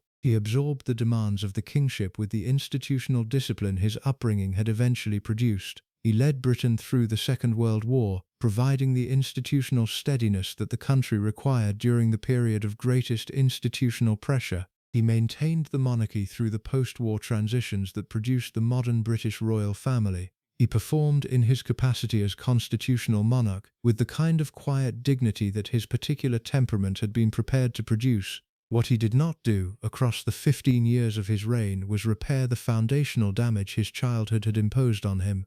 The damage was not repairable by the institutional success of the kingship. The damage was the damage. He carried it across the kingship and into his death. May outlived him. She had been 70 when he ascended the throne in 1936. She was 71 when she experienced his collapse at Marlborough House on the day of the abdication. She was 85 when he died on the 6th of February 1952. She survived him by 13 months. She would die on the 24th of March 1953, 10 weeks before her granddaughter Elizabeth's coronation. She had outlived 3 of her 6 children, John in 1919, George in 1942, and now Bertie in 1952. She would in her final years see her granddaughter Elizabeth ascend the throne her son had occupied. The institutional continuity her framework had been organized around had been substantially preserved. The cost the continuity had imposed on her children had been paid. Bertie's verdict on his mother in his adult life was different from David's. He did not produce the equivalent of David's icy cold formulation. He did not, by any record that has been preserved, articulate the systematic critique of his mother that his elder brother had developed across the years of exile. He had absorbed, instead, the framework's institutional codes about how senior royal sons engaged with their mothers. He had maintained the formal warmth that the codes required. He had produced in his correspondence and in his public appearances with her the institutional respect and affection that the framework demanded. What he carried internally, however, was not preserved in the public record. The man whose entire psychological architecture had been substantially shaped by what his childhood had imposed on him, did not, by any institutional convention available to him, produce a reflective public account of how the framework had operated on his life. The verdict he might have produced if he had been a different kind of man in different historical circumstances with different institutional codes available to him was the verdict the framework had specifically prevented him from producing. He had been formed by the framework into the kind of son who could not, even in his adult years, articulate the cost the framework had imposed on him. The cost was real. The cost was paid. The framework had absorbed the cost into its institutional success, where the cost remained invisible to the public record but visible, on close examination, to anyone who looked carefully at what Bertie had actually been across the long arc of his life. In the part that follows, we move to Princess Mary, the third child, the only daughter, the figure whose relationship with her mother was the warmest that the framework permitted, and whose adult life would be defined by the institutional marriage her family had decided was suitable for her. The marriage to Henry Lascelles, Viscount Lascelles, in 1922, the 15-year age gap, the husband's documented coldness, the mother who did not in any active institutional way intervene to alleviate her daughter's situation across the long decades of the marriage. Because Mary's case will reveal a different dimension of the framework's operation, where the framework's cost to Bertie had been most visible in the cumulative psychological damage of his childhood, the framework's cost to Princess Mary would be most visible in the institutional resignation of her adult life. She had absorbed the framework with greater apparent compliance than any of her brothers. The compliance had its own costs. The costs would be paid in the small daily reality of a marriage she had not chosen, to a man who had not provided what husbands in healthier circumstances provided, across a life that her institutional position had organized for her without her active consent. She was born on the 25th of April 1897 at York Cottage, Sandringham. The household received her as the daughter. The institutional planning of senior royal families typically positioned as the third child of the senior royal couple's reproductive obligations. The two sons had been produced. The institutional succession was substantially secured. The third child could now be a daughter, a princess whose existence would, by the institutional logic of the period, eventually serve the family's marriage diplomacy in the European royal network, and whose presence in the household would, in the immediate years, provide the gendered companion to her mother that the framework permitted. She was named Victoria Alexandra Alice Mary, and she was called Mary by the family from her earliest weeks. Her godmother was her great-grandmother, Queen Victoria, who had fewer than 4 years of life remaining at the time of the christening. The institutional weight the godmother arrangement carried was considerable. Victoria's blessing on the new infant placed Mary inside the inner circle of the senior royal family with the kind of explicit institutional acknowledgement that lesser royal children did not always receive. What followed, across her childhood, was the slightly different version of the framework that the household applied to its only daughter. The differential was real. The differential has been preserved in the various accounts of the family across her early years. Mary received from her mother a version of warmth that her brothers did not receive in equivalent measure. The reasons for the differential have not been definitively established. Some part of it was probably the gendered solidarity that Edwardian aristocratic culture permitted between mothers and daughters, and that it specifically did not permit between mothers and sons. The mother could speak with the daughter about matters that the framework's institutional codes prevented her from speaking about with her sons. The mother could share with her daughter the small institutional knowledge that senior royal women accumulated across their lives and that the daughter would eventually need when she occupied her own institutional position. The sharing was, by the framework's logic, appropriate. The sharing produced between mother and daughter the warmer relationship that the family's records have preserved. Some part of the differential was Mary's own particular temperament. She was, by every account from those who knew her in her childhood and adolescence, a quietly compliant child. She did not produce the institutional friction that her elder brothers produced. She did not display in the small daily reality of the household the kind of resistance to the framework that David's charm and Bertie's anxiety had each produced in different forms. She accepted the framework. She absorbed its expectations. She produced in her presentation to her mother and the rest of the family exactly the kind of institutionally compliant daughter that the framework had been organized to produce. This compliance was the foundation of the warmth her mother extended to her. The warmth was, in some important sense, conditional on the compliance. Mary was the daughter who did not require active correction. Her mother could, with her, relax some of the framework's institutional discipline because the daughter had already absorbed the discipline so completely that no active enforcement was required. The mother and daughter could spend time together. They could share small private moments.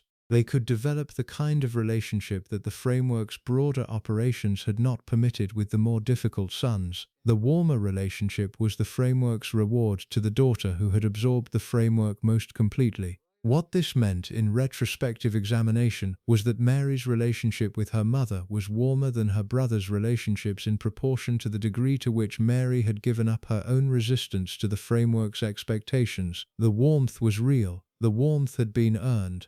The warmth had been earned, however, at the cost of the daughter's own internal capacity for institutional refusal, the capacity that David, in his eventual abdication, would demonstrate that he had retained at the cost of his relationship with his mother, and that Mary, by every available indication, had given up sometime in her early adolescence. Her education was conducted in the conventional manner of senior royal daughters of the period. She was taught at home by governesses. She learned languages, music, art, the small accomplishments that aristocratic women of her generation were expected to acquire. She learned to ride. She learned the small institutional protocols that her position would eventually require her to perform with practiced ease. She did not, however, receive the kind of intellectually serious education that her position might, in different institutional cultures, have provided. The framework's expectations for senior royal daughters in the early 20th century did not include intellectual seriousness as a primary requirement. The expectations included warmth, social grace, institutional discipline, and the capacity to absorb a marriage when the family decided one was suitable. Mary acquired all of these. The First World War was the period during which Mary's adult institutional position began to develop.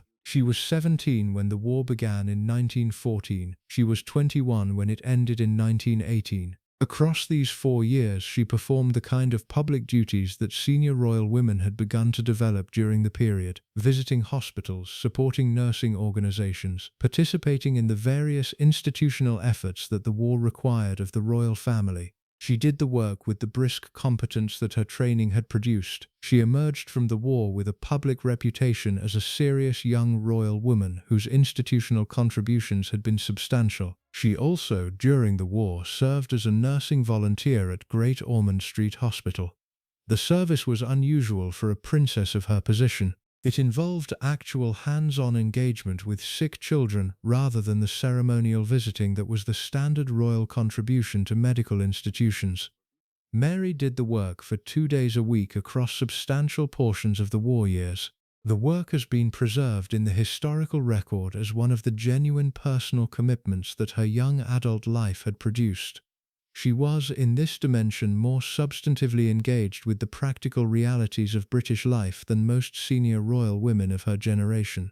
The engagement was the kind of thing that, in a different institutional culture, might have suggested an alternative life path for her, perhaps medical training, perhaps the kind of professional career that her capabilities and her seriousness might have supported. The framework did not, however, permit alternative life paths for senior royal daughters. The framework required marriage. The marriage would, by the institutional logic of the period, be arranged by the family in consultation with the daughter.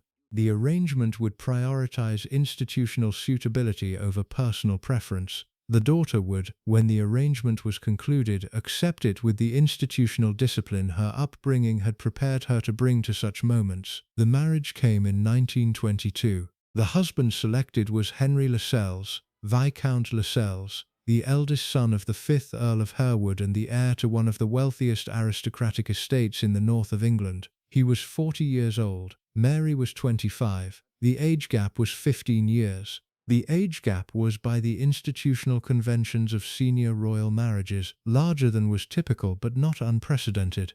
The wealth of the Hereward estate was the principal institutional consideration. The estate was substantial.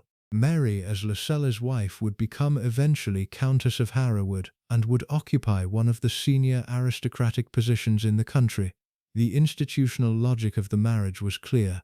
The marriage was suitable. The family had decided. Mary accepted. What was less clear by the various accounts that have been preserved from the period of the engagement was whether Mary had actually wanted to marry Lascelles.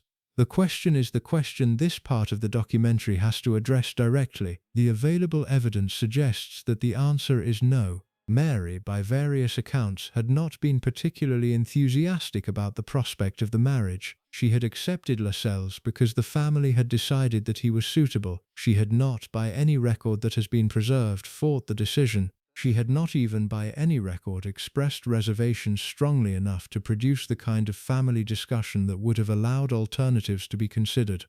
The reasons for her acceptance in retrospective examination can be reconstructed. The framework that had shaped her childhood had taught her to accept institutional decisions without resistance.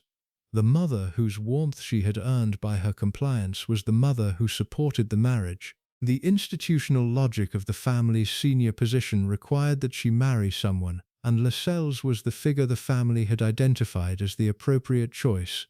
To resist the marriage would have required the kind of internal resources for institutional refusal that her upbringing had specifically not equipped her to develop. She did not have those resources. She accepted the marriage. The wedding took place on the 28th of February 1922 at Westminster Abbey. The ceremony was the first royal wedding to be held at Westminster Abbey in modern history.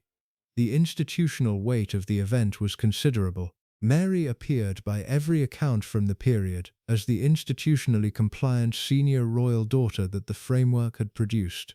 She performed the ceremony with the appropriate dignity. She emerged from the abbey as the new Viscountess Lascelles. She would, when her father-in-law died 7 years later, become Countess of Hereward. What followed, across the next 32 years, was the marriage that the institutional logic had produced and that Mary's compliance had permitted to occur.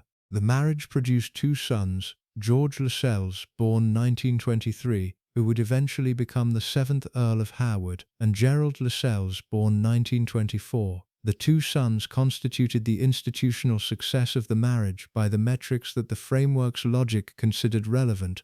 The succession of the Hereward estate was secured. The family's institutional position was confirmed. What the marriage did not produce, by every account that has been preserved from those who observed the household at close range, was the kind of personal warmth that successful marriages of the period sometimes produced, even within the framework of arranged unions. Lascelles was, by various accounts, a cold man. He was institutionally competent in his role as a senior aristocrat. He managed the Hereward estate with the kind of brisk efficiency his upbringing had prepared him for. He performed the duties of his position with adequate institutional discipline. He did not, however, provide the kind of warm marital partnership that Mary's particular temperament might have benefited from.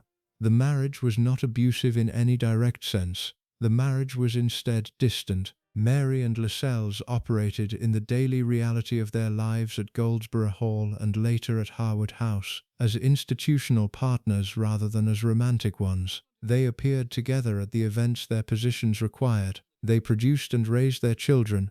They maintained the institutional dignity of the senior aristocratic household. They did not, by any account from those who knew them well, share the kind of intimate companionship that married couples in healthier circumstances developed. This was the daily reality of Mary's adult life across the next 3 decades. She was the wife of a man who did not provide her with the personal warmth that her quiet temperament required. She was the mother of 2 sons whom she loved and who provided her with the warmer family relationships that her marriage did not. She was the senior aristocratic woman who performed her institutional duties with the brisk competence her upbringing had prepared her for. She was, in the small private reality of her internal life, the woman who had absorbed the institutional marriage her family had decided was suitable for her, and who was now living inside the consequences of the absorption. Her relationship with her mother across these decades was, by every account, the warmest she had with any senior member of her family. Mary visited May regularly. She wrote to her. She maintained the close mother-daughter contact that the warmer relationship of her childhood had produced. The relationship was, in some important sense, one of the principal sources of personal warmth that her life provided her.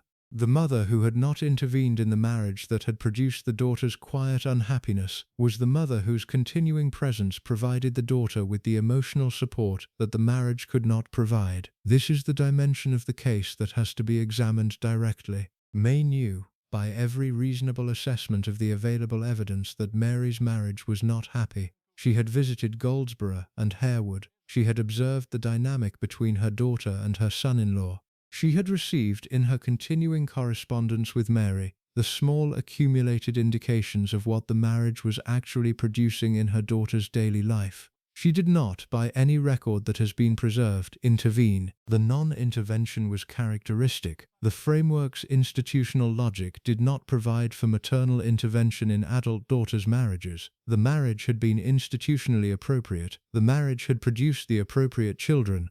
The marriage was, by the framework's metrics, successful. The fact that the marriage was not personally warm for the daughter who was inside it was not, by the framework's logic, a problem the framework was equipped to address. Daughters absorbed institutional marriages. The absorption was the institutional discipline. The mother who had taught the daughter the discipline could not, by the framework's own logic, then intervene to relieve the daughter of its application. There is a small documented incident that has been preserved in the records of the period and that captures the dynamic with particular clarity. The incident occurred in the early 1930s, when Mary had been married for approximately a decade. She had attempted, by various accounts that have been reconstructed across subsequent biographies, to discuss with her mother the possibility of a separation from Lascelles. The discussion by these accounts was conducted briefly and without producing the active maternal engagement that Mary had been hoping for. May listened. May did not, however, encourage the consideration of separation.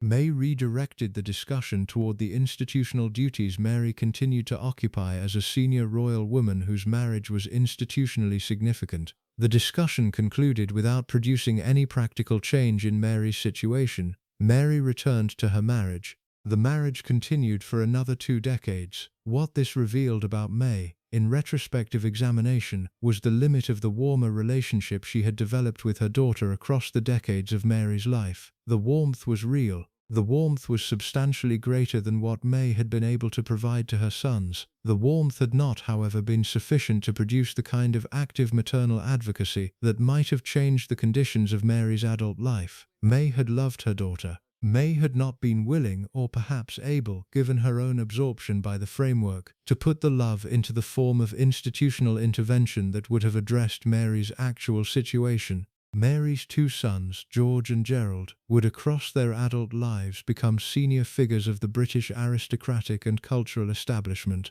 George Lascelles the elder became the 7th Earl of Harewood and was a prominent figure in the British operatic world. Director of the Royal Opera House, Edinburgh Festival Administrator, the kind of senior cultural figure whose contributions to British arts were substantial. Gerald the younger lived a more private life. The 2 sons provided their mother, across the decades, with the family relationships that her marriage had not provided. They were, by every account, devoted to her. Mary's husband died on the 23rd of May, 1947. She had been married to him for 25 years. She was 50 years old at the time of his death. The death freed her, in the practical reality of her remaining life, from the marriage that had defined her adult years. She continued to live at Harwood House. She continued to perform her institutional duties as Princess Royal, a title she had been granted in 1932 by her father, when she had become the senior royal daughter of the family. She continued the patronages and the public engagements that her position required.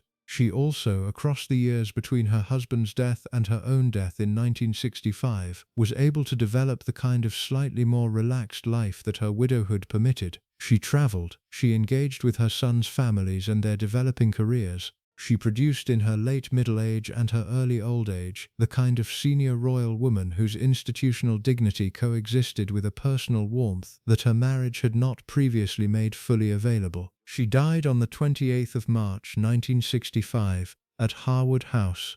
She was 67 years old. The cause of death was a heart attack she suffered while walking in the grounds of the estate with her son George and her grandchildren. The death was sudden. She had not in the months preceding it been visibly ill in ways that had prepared the family for her loss. She had been by every account in reasonable health for a woman of her age and continuing to perform her institutional duties at the rate her position required. Her mother had died 12 years earlier in March 1953. Mary had been a senior royal daughter for the entirety of her life. She had been the institutionally compliant figure that the framework had produced. She had absorbed the marriage the family had decided was suitable. She had carried the institutional dignity of her position across the decades. She had produced in her two sons the next generation of the senior aristocratic family her marriage had been organized to extend. The cost she had paid for the framework's operation on her life was different from the costs paid by her brothers. Where Bertie had paid in psychological damage that had defined his entire adult life, where David would pay in the institutional break that had produced his exile, Mary had paid in the quiet absorption of an unhappy marriage across the decades of her active adult life. The cost was less visible. The cost was no less real. What this revealed about the framework, in retrospective examination, was the dimension of its operation that this documentary has not yet fully addressed. The framework had not in any single dramatic act produced the costs to its various subjects. The framework had operated through the small daily realities of institutionally arranged lives. Mary's marriage had been the framework's standard product. The marriage had been appropriate by every metric the framework recognized. The fact that the marriage had been quietly unhappy for the woman inside it was not, by the framework's logic, a metric the framework was organized to consider. She had absorbed the unhappiness with the institutional discipline her upbringing had taught her. She had produced, across her decades of marriage, the quiet, competent senior royal woman the framework had been designed to produce. She had not in any visible way complained. She had not in any visible way broken with the institutional codes that her position required her to maintain. She had, however, carried the unhappiness internally. The carrying had been her cost. The cost was paid in the form the framework permitted, quietly, without visible institutional consequences, across the long decades of a life that her family's decisions had organized for her without her active consent. In the part that follows, we move to the two younger brothers whose stories have, in the broader historical record, received less attention than the cases of David, Bertie, and the youngest brother John, Henry, Duke of Gloucester, George, Duke of Kent, the third and fourth sons. The figures whose institutional positions had been less prominent than their elder brothers, and whose private lives had been in different ways shaped by the framework's operation on each of them in particular forms. Just a thing come into my mind. Tell us in the comments where you are from. Also, if you like this documentary, please consider subscribing, because the cases of Henry and George, examined together, will reveal a different dimension of the framework's operation. Henry's case will reveal the cost of being the unremarkable son in a household that had not in any meaningful way valued any of its sons for what they actually were. George's case will reveal the cost of being the most charismatic and most troubled of the brothers, whose particular vulnerabilities the framework's institutional silences had been organized to manage rather than to address. Both brothers paid, in different forms, what the framework had required them to pay. The next part will examine what each of them paid and what their respective lives revealed about how the framework operated across the cases that the historical record has, on the whole, treated as secondary to the more dramatic stories of the elder brothers. The two middle brothers occupy, in the historical record of Queen Mary's 6 children, the position that middle children typically occupy in family histories. They are less examined than the eldest, whose institutional position made him historically central. They are less examined than the second son, whose eventual succession to the throne made him historically consequential. They are less examined than the youngest, whose tragic short life and concealed condition has made him retrospectively significant in the family's 20th century narrative.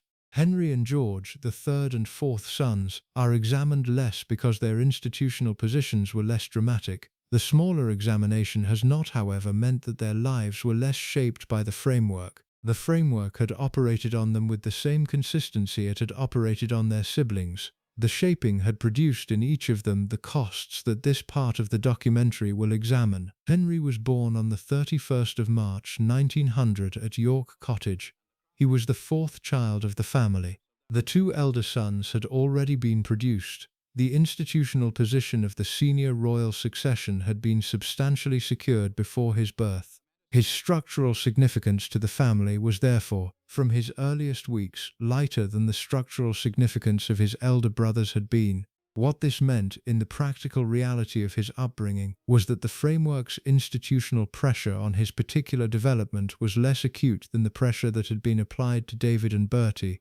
The reduced pressure was not the same as warmth. It was, instead, the institutional indifference that the framework permitted toward children whose positions in the succession were sufficiently distant that their particular development did not significantly affect the institution's future operations. Henry was, by the framework's accounting, the spare's spare. He was the third backup to the eventual succession. The framework had organized itself around the assumption that he would not, except in a sequence of catastrophic accidents, ever occupy the throne. The framework's particular pressure on him therefore reflected the assumption he was, by every account from those who observed the family in his childhood, an unremarkable child. The unremarkability was in itself a form of institutional cost. He did not produce the kind of distinguishing presentation that would have earned him, from the framework, the differential attention that his elder siblings had each received in their different ways. He did not have David's beauty. He did not have Bertie's sensitivity. He did not have Mary's gendered solidarity with the mother.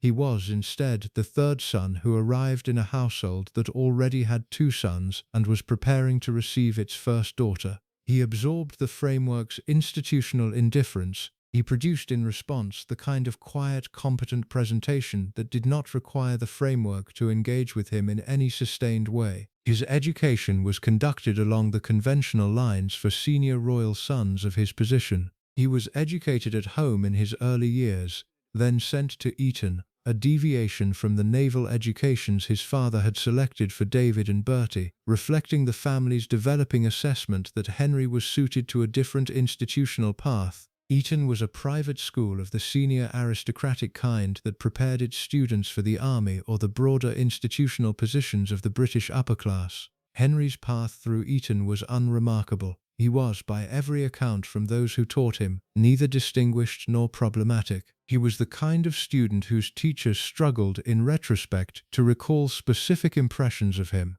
He attended Sandhurst, the Royal Military Academy, and then Trinity College, Cambridge. He completed his education in the conventional ways. He emerged into adulthood with the kind of institutional preparation that the framework had been designed to produce in senior royal sons of his particular position. He was prepared to be a senior royal of the second rank, a working duke whose duties would include military service, public engagements, and the kind of quiet institutional support that the senior royal family required from its less prominent members. His military career began in 1919 when he joined the 10th Royal Hussars, a cavalry regiment of the British Army. He served in various positions across the next 2 decades. The service was competent. It was not distinguished.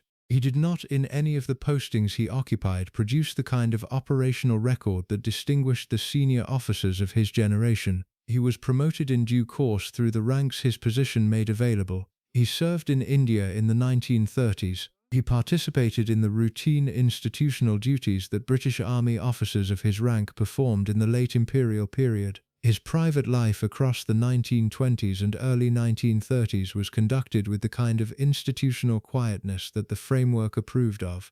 He had relationships with various aristocratic women of his class. None of these relationships produced the kind of public scandal that David's various affairs produced. He moved through the social circles of the British upper class with the brisk anonymity that his particular position permitted. He was, in the institutional accounting that the family conducted on these matters, the son who was producing no problems. The marriage came in 1935. He was 35 years old. He married Lady Alice Montague Douglas Scott, the third daughter of the 7th Duke of Buccleuch, one of the senior aristocratic families of Scotland.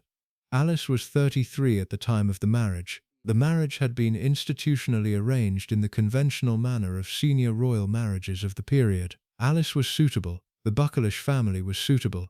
The marriage was approved by all the relevant institutional figures, including Henry's mother. The wedding took place on the 6th of November 1935 at Buckingham Palace. The marriage was, by every account that has been preserved across its subsequent 39 years, successful in the institutional sense.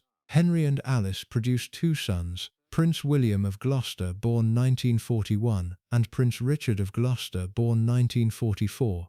The two sons constituted the institutional success of the marriage. The senior royal duties Henry was required to perform across the subsequent decades were performed in partnership with Alice, who provided the kind of institutional support that the framework had required senior royal wives to provide. What the marriage produced, however, in terms of personal warmth between the partners, has been the subject of less retrospective examination than the more dramatic marriages of Henry's siblings. The available evidence suggests that the marriage was correct rather than warm. Henry and Alice were, by every account from those who observed them at close range, institutional partners who maintained the appropriate dignity of their senior royal position.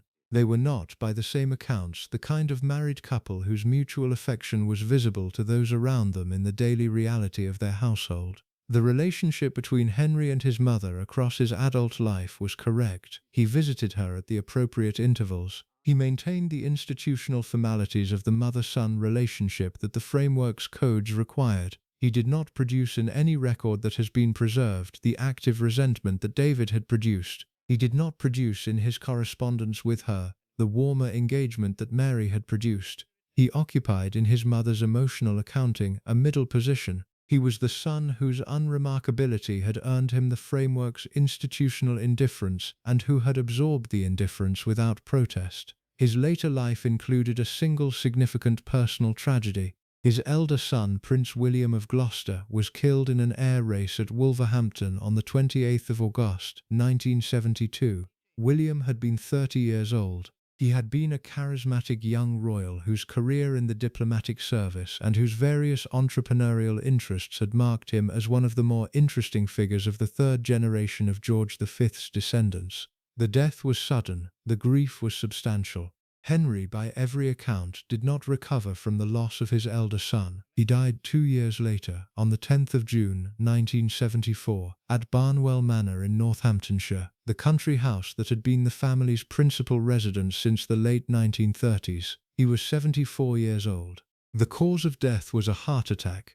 His widow Alice would survive him by 30 years, dying in 2004 at the age of 102. His surviving son Richard would inherit the dukedom and would continue the institutional duties of the position into the 21st century. The cost the framework had imposed on Henry was the cost of unremarkability. He had been formed by the framework's institutional indifference toward his particular development into the kind of senior royal whose competence had not been matched by the kind of personal warmth that successful family relationships produced. His marriage had been correct. His duties had been performed. His institutional position had been maintained. The personal life that all of these institutional achievements were supposed to support had been, by every available indication, considerably less rich than the institutional achievements themselves. He had not, by any record that has been preserved, produced an articulated reflection on what the framework had cost him. He had absorbed the cost without protest. He had, by the institutional codes his position required, carried the cost without producing the kind of public account that David had eventually produced. The cost remained internal. The cost was paid. The cost was, in the historical record, almost invisible, visible only in the sense that the unremarkable son had not produced, across his long life, the kind of personal richness that the framework had specifically not equipped him to develop. George was different.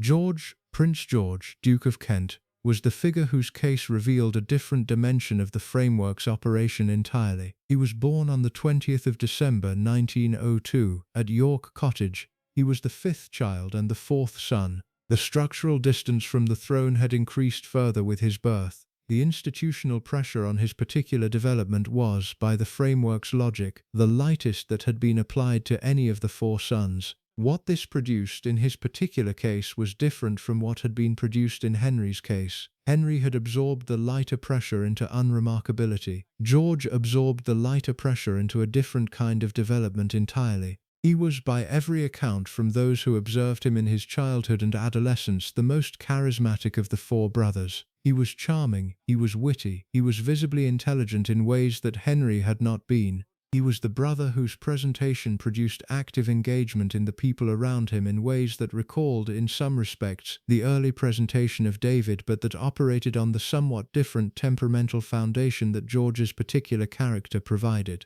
He was also, by his late adolescence and early adulthood, the brother whose private life began to develop in directions that the framework's institutional codes had not been organized to accommodate. George was, by every account that has emerged from the various biographical examinations of his life, bisexual.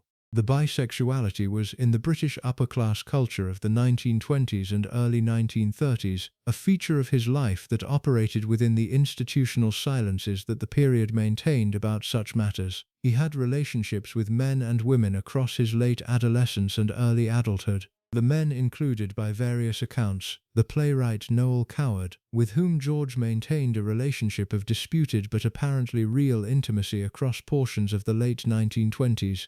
The women included a series of socialite figures whose relationships with him produced the kind of public attention that his charismatic presentation made unavoidable. The framework's institutional response to the bisexuality was the response that the framework's codes about such matters typically produced. The bisexuality was not addressed directly. The bisexuality was not, by any record that has been preserved, the subject of explicit family discussion. The bisexuality was instead managed through the institutional silences that the British upper class of the period maintained about all such matters. The family knew by every reasonable assessment of the available evidence. The family did not, by any record, intervene. The framework's standard institutional response to private conduct that did not produce public scandal was to maintain the silences and to allow the private conduct to was substantial. By 1929, when George was 26, the addiction had reached a level that was producing visible deterioration in his daily functioning. The family intervened. The intervention was conducted with the kind of institutional discretion that such matters required. David, at this point still the Prince of Wales, before his eventual abdication, took particular responsibility for managing the situation. He arranged for George to be removed from the social circles that had been supplying the drugs. He arranged for what would now be called rehabilitation, conducted privately at one of the family residences, across the months that the recovery required. The intervention was, by various subsequent accounts, successful. George emerged from the intervention substantially recovered. The active addiction did not, by any subsequent record, return at the same level it had reached in the late 1920s. The mother's role in this intervention has not been definitively documented in the available sources. May was certainly aware that the situation existed. She was certainly aware that David had taken the lead in addressing it. Whether she was actively involved in the management of the recovery, or whether she maintained the institutional distance that her role permitted while allowing David to handle the practical dimensions of the situation, has not been preserved with the kind of specific detail that would allow definitive reconstruction. What can be said with reasonable confidence is that the institutional response to George's addiction did not produce the kind of sustained maternal engagement with George that his condition might, in different family cultures, have produced. The framework's logic delegated the practical intervention to the eldest son and maintained the mother's institutional position at the appropriate distance. The recovery permitted George to develop across the early 1930s the somewhat more stable adult life that his bisexuality and his charismatic temperament had been pursuing. Within the framework's institutional silences, he continued various relationships. He participated in the social life of the senior royal family. He produced no further crises of the kind that had required the late 1920s intervention. The marriage came in 1934. He married Princess Marina of Greece and Denmark, the daughter of Prince Nicholas of Greece and a great-granddaughter of Tsar Alexander II of Russia. Marina was 27 at the time of the marriage. George was 31. The marriage was, by every account from those who observed it, substantially successful. Marina was elegant, intelligent, sophisticated in ways that the senior royal family had not previously seen in its young women. She brought to the marriage an institutional polish that the family appreciated.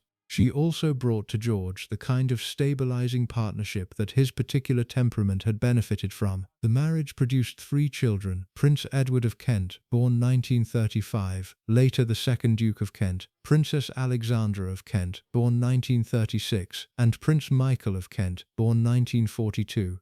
The three children would all, in their adult lives, become senior figures of the British royal family in the second half of the 20th century. What is striking about George's marriage to Marina, in retrospective examination, is the dimension of personal warmth that the marriage appears to have provided. Unlike Henry's marriage to Alice, which was institutionally correct but personally distant, George's marriage to Marina was, by every account from those who observed the couple, genuinely warm. George loved Marina, Marina loved George. The two of them produced in their household the kind of intimate married life that George's elder brothers had not, in their respective marriages, been able to produce. The marriage was the principal positive development in George's adult life. It compensated, in significant measure, for the various forms of damage his earlier years had imposed on him. It also did not have time to fully develop. George died on the 25th of August, 1942, in a plane crash in the north of Scotland. He had been on active wartime service as a serving officer in the Royal Air Force. The aircraft, a short Sunderland flying boat, had departed Invergordon en route to Iceland for what was, by the official account, a wartime mission of relatively routine character. The aircraft crashed into a hillside near Dunbeath in Caithness in conditions of poor visibility. 14 of the 15 men aboard, including George, were killed. He was 39 years old. The death was the first death in active wartime service of a member of the British royal family in over 400 years. The institutional impact was substantial. The British royal family had been, across the early years of the Second World War, presenting itself as fully sharing the burdens of the wartime British public. George's death confirmed the presentation in the most direct possible way. The death produced, in the public response, the kind of national mourning that the royal family had not previously received in the war. The mother's response to George's death has been preserved in the diary entries and correspondence she produced in the days that followed. The response was substantial. May had loved George. The love had been, by every account that has been preserved, real and warm in ways that her relationships with her other sons had not always been. George had been the charismatic son whose particular presentation had earned, even from her institutionally absorbed maternal capacity, an active engagement that the framework had typically not permitted. His death was, in May's emotional accounting, a real loss. The diary entries from August 1942 record her grief in the kind of direct language that her institutional codes typically prevented her from producing. She wrote of the shock of the death. She wrote of George's particular qualities and of how much she would miss him. She wrote of the cost the war had now imposed on her family and of the institutional duties that the response to George's death required of her. The grief was real. The grief was also, by the framework's institutional codes, absorbed into the broader pattern of her wartime conduct. She continued her duties. She maintained the institutional dignity her position required. She produced in her public appearances the same brisk, competent senior royal woman she had been across the previous decades. The grief operated internally. The internal operation was permitted by the framework. The external presentation continued without significant modification. George's death was the second of May's 6 children to predecease her. John had died in 1919. George had now died in 1942. May would, across the subsequent 11 years before her own death, lose one more, Bertie, who would die in February 1952. She would survive 3 of her 6 children. The pattern of outliving her children was in itself one of the structural features of her late life that has shaped the historical assessment of her experience. What the case of George revealed in retrospective examination was the dimension of the framework's operation that had not been visible in the cases of his elder brothers. The framework's institutional silences about private conduct had permitted George to develop, across his adult life, the kind of personal life that his particular temperament had required. The bisexuality, the charisma, the eventual marriage to Marina that had stabilized him, all of these had been permitted by the framework's silences in ways that had not been possible for David, whose private life had eventually broken the framework's institutional capacity to absorb it. George had operated within the silences. The operating had permitted him a kind of personal warmth that his elder siblings had not, in their differently structured lives, been able to access. The cost of his operation within the silences had been, however, the conditions that produced the late 1920s addiction crisis. The drugs had been the form the framework's silences had permitted his various pressures to find expression in. The addiction had been the consequence. The intervention had addressed the immediate crisis. The framework had not, however, provided the kind of sustained institutional support that might have prevented similar crises from recurring in different forms across his life. What prevented the recurrence was the marriage. Marina had been in the institutional accounting that George's life produced, the figure whose presence had stabilized him. The framework had permitted the marriage. The marriage had worked.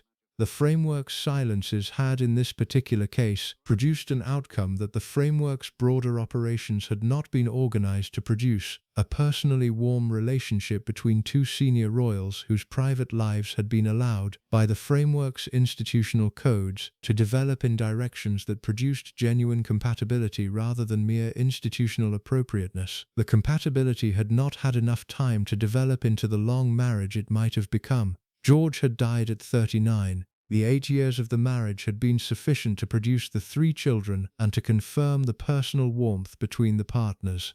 The decades of the marriage that would have followed in different historical circumstances had not been permitted by the wartime conditions that had produced his death. In the part that follows, we move to the youngest of the 6 children. The case that has in the broader historical record attracted the most attention because the framework's failure to accommodate his particular condition was the most starkly visible.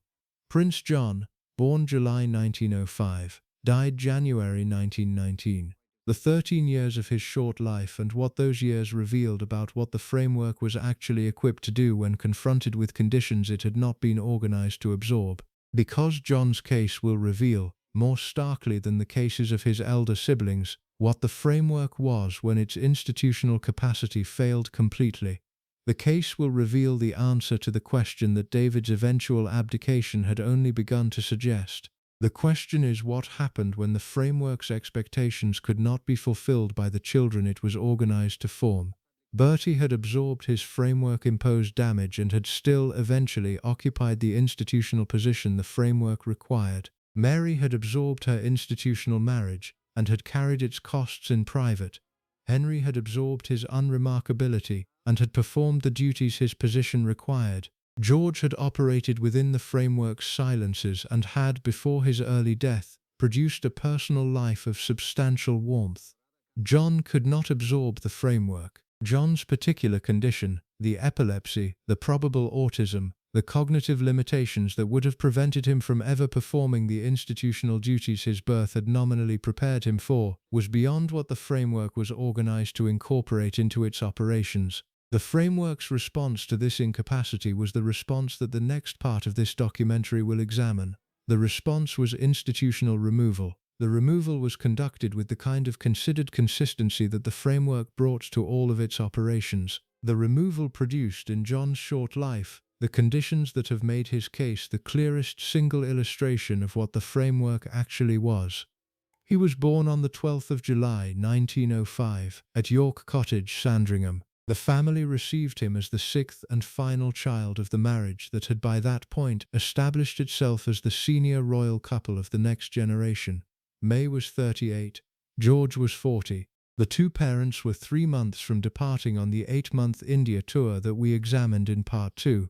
The new infant would, like his elder siblings before him, be left in the care of his grandparents during the tour. He would absorb his birth. The John had been chosen in tribute to John Charles, the elder of 2 infant sons of Edward VII who had died young and had been named John. The Francis had honored his maternal grandfather, Prince Francis of Teck. The naming was conducted with the kind of institutional consideration that senior royal christenings typically involved. His godparents were a particularly distinguished collection: King Carlos I of Portugal, Prince Karl of Denmark, who would soon become King Haakon VII of Norway, the future King Constantine I of Greece, then Duke of Sparta. The infant John, by his godparental connections alone, was being inserted into the senior network of European royal families that the British monarchy had been building across the previous decades. The institutional weight of the christening was significant. Across the first 3 years of his life, John developed in the conventional ways.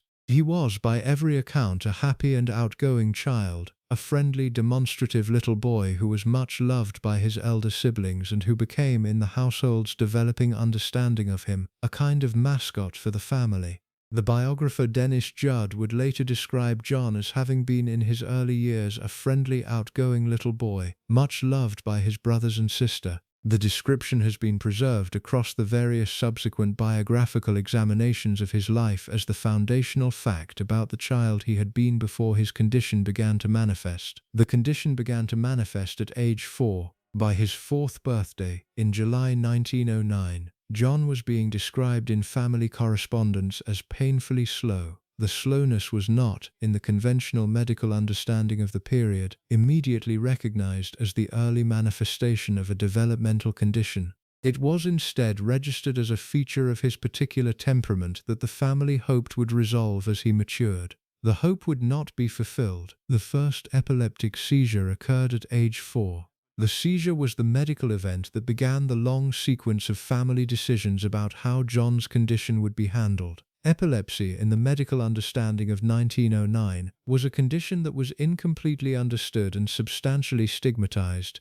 The medical treatments available were limited. The social attitudes toward epileptic children, even in aristocratic families, were complicated by the period's broader assumptions about the relationship between physical conditions and moral character. The family's response to the diagnosis was, by every account, sympathetic at the personal level. The institutional response was something different. George V, John's father, had a personal interest in epilepsy that distinguished his approach to the condition from the conventional aristocratic dismissals of the period. He was, by 1909, already president of the National Society for the Employment of Epileptics, a charitable organization that was attempting to improve the social position of epileptic adults in British society. His engagement with the cause was not, by the standards of senior royal patronages of the period, merely ceremonial. He had taken the position because he had genuine personal concern about the condition. The concern would, when his own youngest son was diagnosed with epilepsy, find a more direct application than he had previously been required to bring to it. Mary's response to the diagnosis is more difficult to reconstruct in detail. The available evidence suggests that she was distressed. The available evidence also suggests that she absorbed the diagnosis into the institutional framework she had been applying to all of her parenting decisions across the previous 15 years. The framework's logic about a child whose condition was incompatible with the institutional requirements of senior royal life was the logic that would, across the next decade, increasingly determine John's daily reality. Across his early years after the diagnosis, John remained part of the household at Sandringham and the various other royal residences. He participated in family activities to the extent that his condition permitted. He attended the formal occasions that the family's institutional life required. He was, in the public presentations of the family across these years, a visible member of the royal children. Photographs of John from this period, with his elder brother George on shopping trips in family group portraits, have been preserved and are part of the documentary record we have access to. The condition deteriorated across his middle childhood. The seizures became more frequent. The seizures became more severe. The probable autism, which the medical understanding of the period was not equipped to identify or to address, produced increasing behavioral patterns that the household found difficult to manage in the conventional family settings. John displayed repetitive behaviors. He produced what his nanny would later describe as regular misbehavior and insubordination, the pattern that, by one of the accounts that has been preserved, reflected that he simply didn't understand he needed to behave in the institutional ways the household expected. In 1913, when John was 8, the family stopped commissioning official portraits of him. The cessation was not announced. It was not, by any record that has been preserved, the subject of formal family discussion. It was instead the kind of small institutional adjustment that the framework's operations tended to produce when confronted with conditions it could not absorb. John was not being formally erased from the family's public presentation. He was instead being progressively de-emphasized. The adjustment would, across the subsequent years, deepen into the more substantial removal that we will examine. In 1912, John's brother Prince George, the future Duke of Kent, who was John's closest sibling and the brother to whom John was most attached, began at St. Peter's Court Preparatory School at Broadstairs. The departure was significant for John in particular. George had been the daily companion who had moderated John's experience of the household's institutional pressures. With George at school, John was separated from the most consistent source of sibling warmth that his early years had provided. The summer of 1913, the Times reported that John would not attend Broadstairs the following term, and that the King and Queen had not yet decided whether to send him to school at all. The report captured the family's developing assessment that John's condition would not permit him to follow the conventional educational path his elder brothers had followed. The decision about his education was being deferred. The deferral itself was the institutional acknowledgement that the framework's standard operations were not going to be applied to him in the conventional ways. The First World War began in August 1914. John was 9 years old. The war's institutional pressures on the senior royal family were substantial. May and George were absorbed by the wartime duties their positions required. The senior royal children were either at boarding school or, in David's case, beginning to serve in the army. John was, by the cumulative effect of these wartime arrangements, increasingly separated from the daily presence of his parents and his siblings. He was at Sandringham. The household around him was running. The family was elsewhere, conducting the wartime duties the institution required. In 1916, the institutional decision was made that has, in the retrospective examination of John's case, attracted the most attention. He was 11 years old. His seizures had become frequent and severe enough that the household's operations were being significantly disrupted by them. The decision was made that John would be moved from the main household at Sandringham House to Wood Farm, a smaller house on the periphery of the Sandringham estate, where he would be cared for primarily by his nanny Charlotte Bill, known in the family as Lala, and where his condition could be managed away from the daily household routines that his seizures were disrupting. The decision was, by every account that has been preserved from those who were involved in making it, sympathetically intentioned. Lala Bill, who had been John's nanny since his earliest years and who was deeply devoted to him, would continue to provide his care. Wood Farm was a comfortable house with adequate staff. John would have his own household, his own routines, his own access to the outdoor activities that his condition permitted. The decision was framed by those who made it as the appropriate response to John's particular needs. The decision was also by the structural logic of what it actually accomplished, the institutional removal of John from active family life. He was 11 years old. He was being separated from his parents, from his siblings, from the household routines that had constituted his daily reality up to that point. He would, from 1916 forward, see his family only in occasional visits to Sandringham House and in the rare family gatherings that the wartime conditions permitted. The removal was the framework's response to a child whose condition had exceeded the framework's capacity to absorb it. What Wood Farm produced for John across the 3 years he lived there was a small private world that was substantially different from what his elder siblings had experienced at the same age. Lala Bill provided him with the kind of devoted continuous care that his condition required. The household at Wood Farm was, by every account, run with consideration for John's particular needs. He had a tutor, he had a coachman who took him on outings, he had access to the gardens of Sandringham, including a specific area set aside for him with a plaque that read, "Prince John's Garden."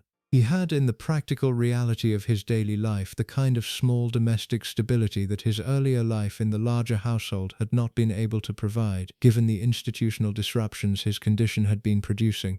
His mother arranged, across these years, for local children to visit him at Wood Farm as playmates. The most consistent of these companions was Winifred Thomas, an 8-year-old girl from Yorkshire who had been sent to live at Sandringham because she suffered from asthma and the country air was considered beneficial for her condition. Winifred became, by every account from her own subsequent recollections, John's closest companion across the years at Wood Farm. The two children played together. They visited the village. They tended the garden Queen Alexandra had established for John. Winifred would later remember John as a happy boy who, contrary to the broader assumptions about his isolation, was loved by his family and engaged with the small world that had been constructed around him. Winifred's recollections, preserved in interviews she gave many decades later, also included specific details about Mary's engagement with John during this period. She remembered Mary as a loving and interested parent who spent substantial time with her son at Wood Farm. The recollection complicates the simpler retrospective account of Mary as a mother who had abandoned her disabled child to institutional removal. The complication is real. Mary did visit John at Wood Farm. Mary did, by every available account, maintain emotional engagement with him during the years of his removal. She did not, however, reverse the removal itself. The removal continued. John remained at Wood Farm. The framework's institutional decision had been made and would not be modified. John spent Christmas Day 1918 with his family at Sandringham House. He had been to the main house for the Christmas celebrations that the family conducted at Sandringham each year. He returned to Wood Farm that evening. He had, by the accounts of those who saw him during the Christmas visit, been in his usual condition, not visibly more deteriorated than he had been in the months preceding, not visibly improving from the cumulative effects of his condition. He died on the 18th of January 1919, 3 weeks after the Christmas visit. The death occurred at Wood Farm. He had suffered a severe seizure during his sleep. He died in the seizure. The medical understanding of his death has been preserved in the various accounts of the period. He had not been resuscitated. The seizure had been beyond what the medical interventions of 1919 could have addressed, even if they had been more immediately available. His death had been the kind of death that severe epilepsy could produce in a 13-year-old whose condition had been deteriorating for years. Lala Bill discovered the death. She telephoned Buckingham Palace at 5:30 in the early hours of the morning. The Queen's response has been preserved in the various accounts of the period. May was awakened by the call. She was informed that her youngest son had died. She and George immediately drove down to Wood Farm. They arrived to find Lala Bill, by the contemporary description, heartbroken but resigned. They saw John's body lying on his bed as if asleep. May's diary entry, written in the immediate aftermath, has been preserved as one of the most consequential single documents in the historical record about her relationship with her children. The entry contains the specific language that has been quoted across every subsequent examination of the case. She wrote that the death was a great shock, though for the poor little boy's restless soul, death came as a great relief. The entry has to be examined directly because the entry is one of the most cited single pieces of evidence about Mary's institutional framework as it operated on her actual emotional response to her children's lives and deaths. The entry's language is specific. It registers the death as a shock. It also frames the death as a relief for John by the framing the entry adopts, but also implicitly a relief for the family that had been required to manage his condition across the previous decade. The framing was the institutional framing. The framing was the framework's logic, applied even to the death of a 13-year-old child in the immediate hours after the death had occurred. The entry has been read by some subsequent examinations as evidence of Mary's coldness. It has been read by other examinations as the standard institutional response of a senior royal woman of her period, whose framework required her to absorb such events into the institutional categories her position required her to maintain. Both readings have validity. The entry is both. The entry registers genuine grief. The shock is registered, the response is real, and also frames the grief in the institutional categories that her framework had organized her emotional life around. The further entry from a few days later, "Miss the dear child very much indeed," has been preserved as a counterweight to the more famous Great Relief formulation.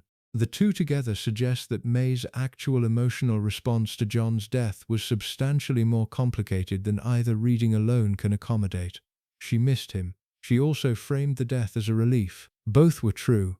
Both operated together in the framework's institutional logic about how senior royal mothers were supposed to register the deaths of children whose conditions had been incompatible with the institutional requirements of their birth. David's response to John's death, by contrast, contained none of the complications that May's response contained.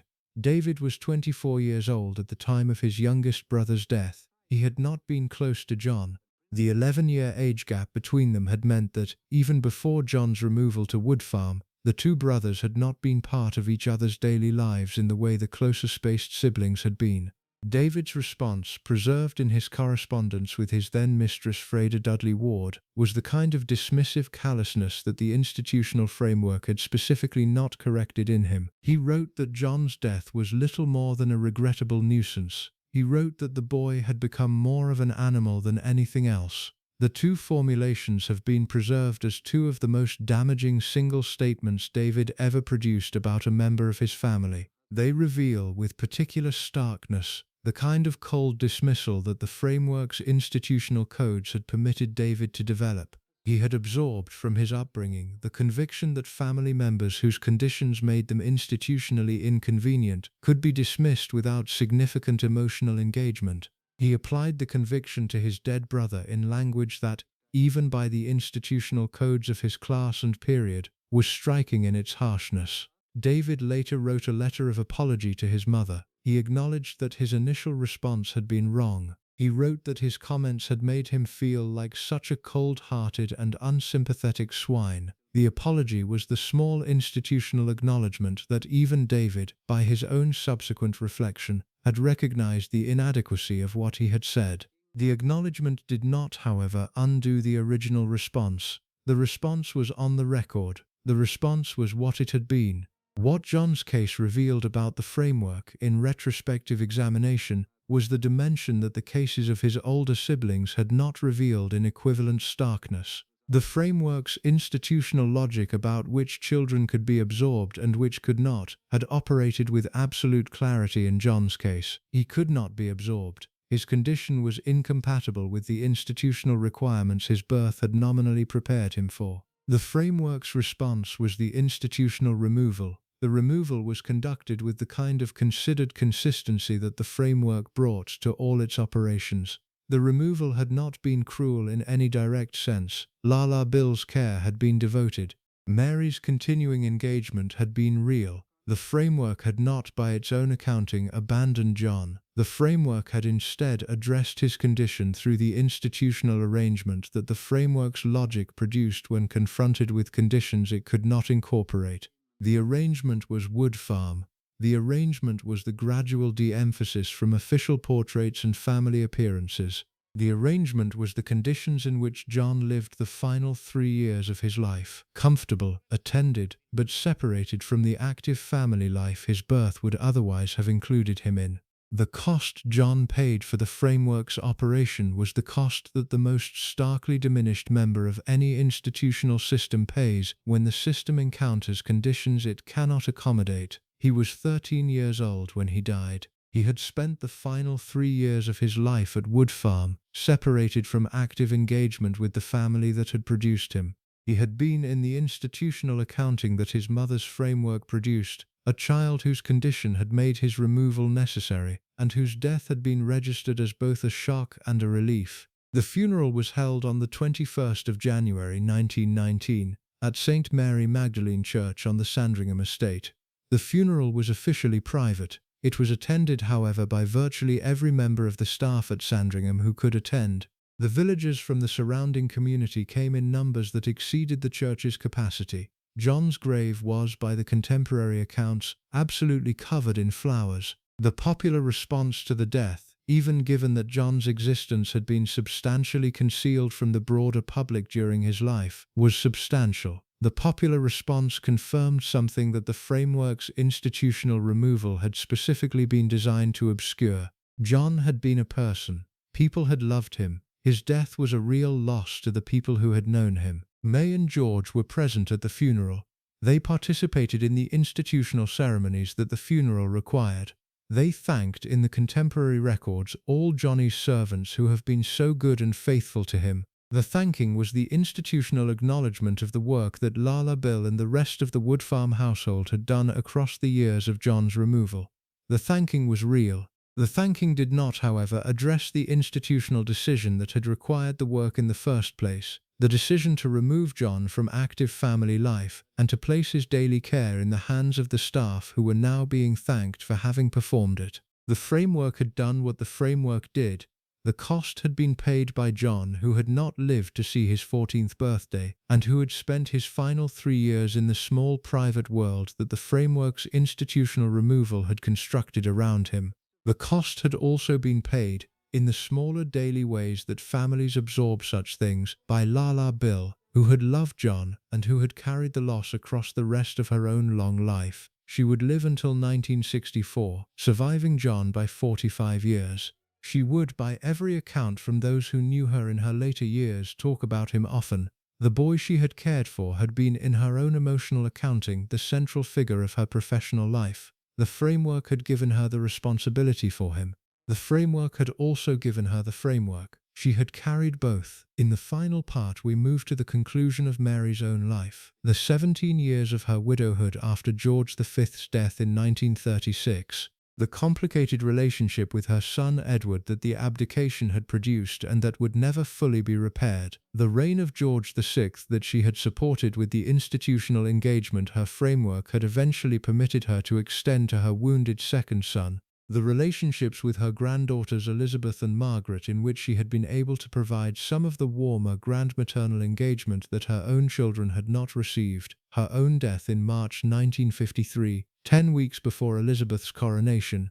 The verdict David delivered after her death. The icy cold formulation that has shaped every subsequent assessment of her as a mother, and the broader reckoning with what her framework actually was, and what it had cost the 6 children who had lived inside it. George V died on the 20th of January 1936 at Sandringham. He had been ill for some weeks.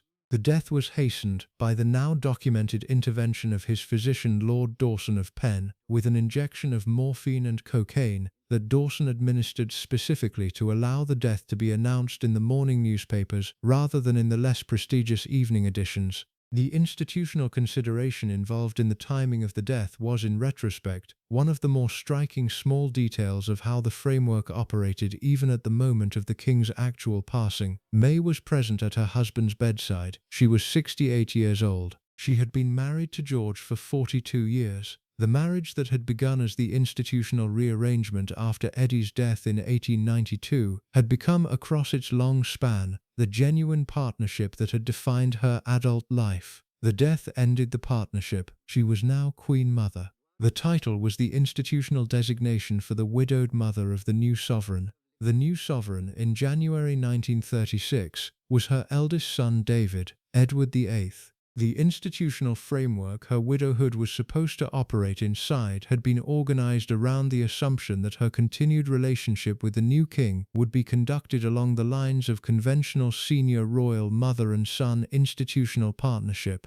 The assumption would be invalidated within 11 months by the abdication crisis we examined in Part 3. What the 11 months between George V's death and David's abdication actually contained, in the documented record we have access to, was the gradual recognition by May that her eldest son was going to do exactly what she had spent the previous decade fearing he would do. She had registered, across the early months of his reign, the increasing signs that his relationship with Wallis Simpson was not going to resolve in the institutional ways she had been hoping for. She had registered the September 1936 cruise on the Narlin yacht, when David and Wallis had been photographed together in ways that the British press had not, but the international press had, made public. She had registered by the autumn of 1936 the developing constitutional crisis that her son's intentions were producing. She did not, by every record that has been preserved, sleep adequately across the autumn of 1936.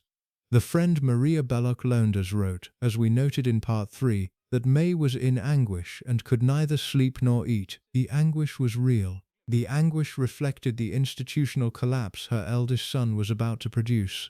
The anguish was also in its specific texture, the anguish of a mother whose framework had not equipped her to address what was happening directly. She could only produce institutional pressure. She could not produce maternal intervention of the kind that might have changed the outcome. The abdication occurred on the 10th of December 1936. Bertie became King George VI.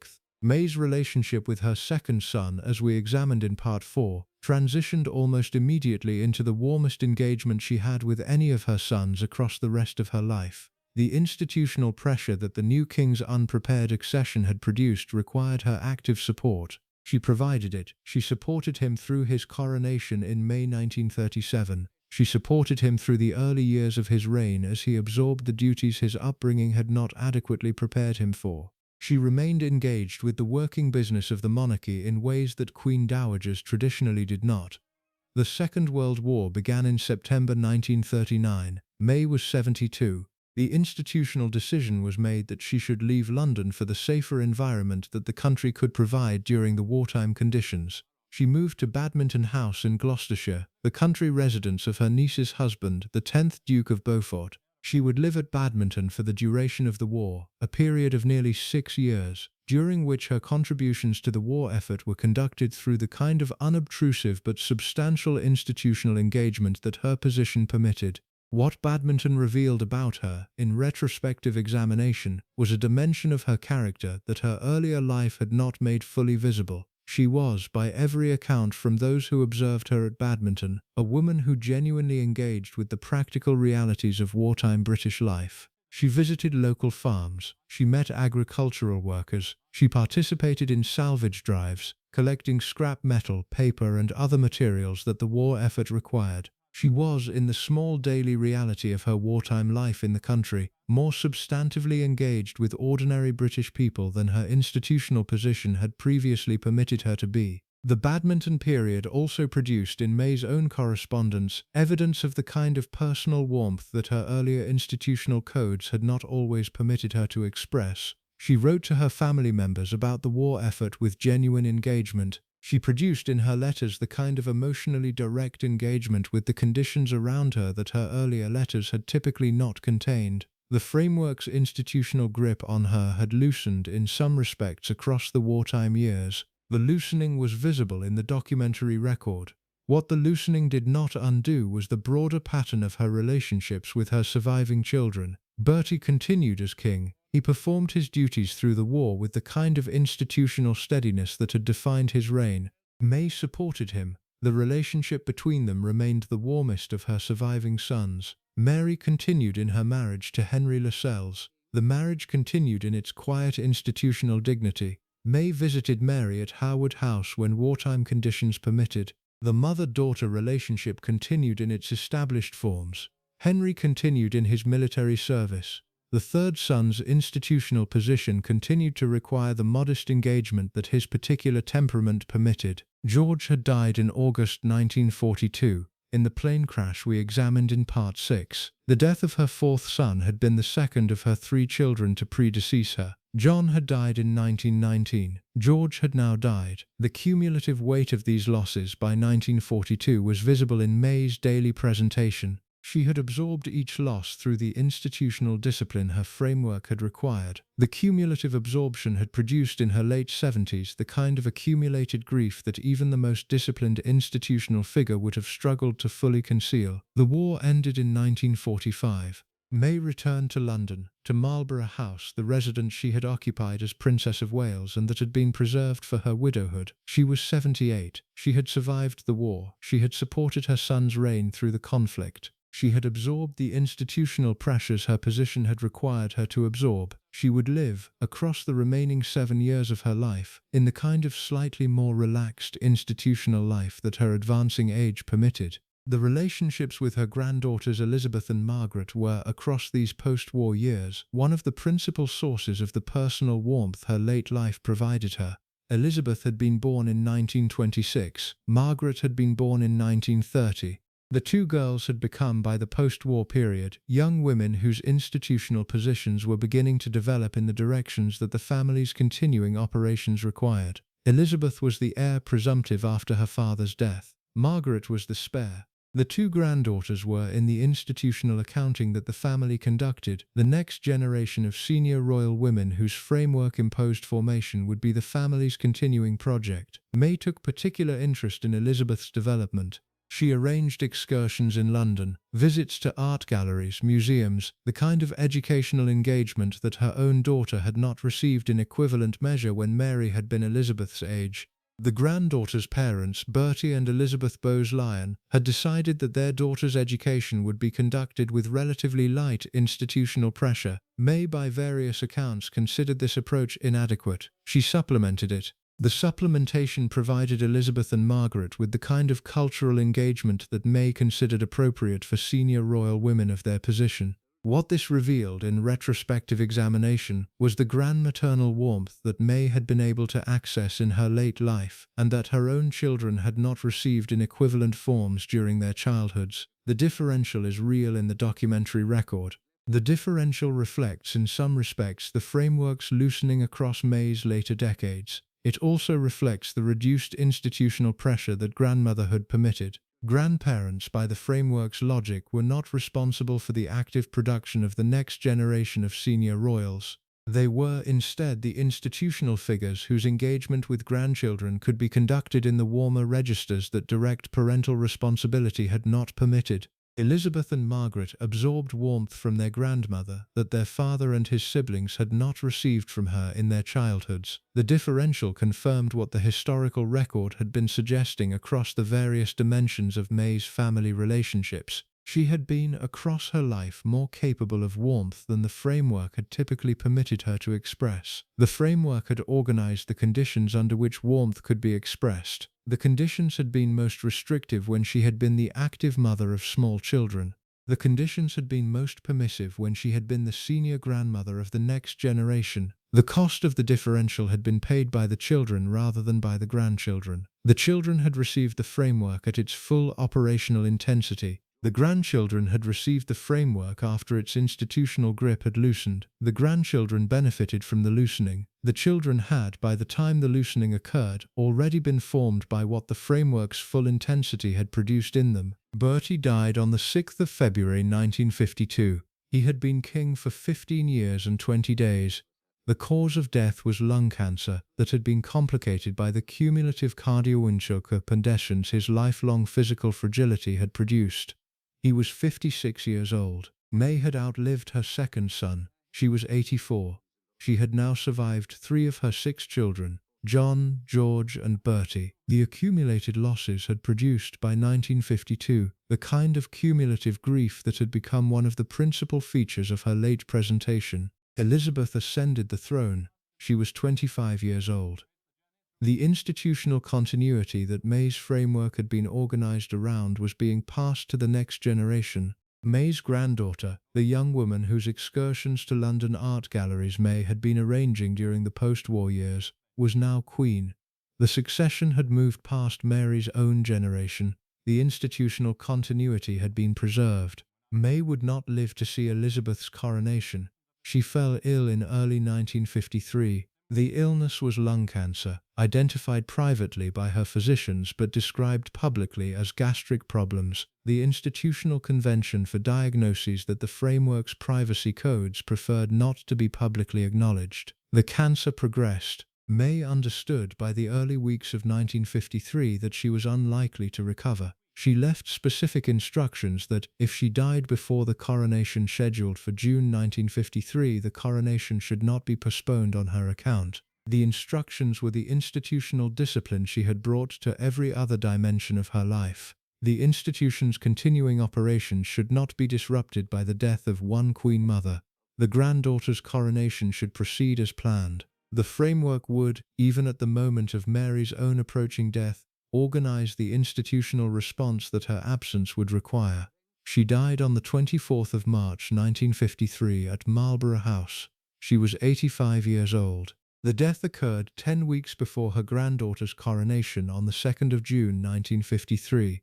The coronation proceeded as Mary had instructed it should. The succession was completed.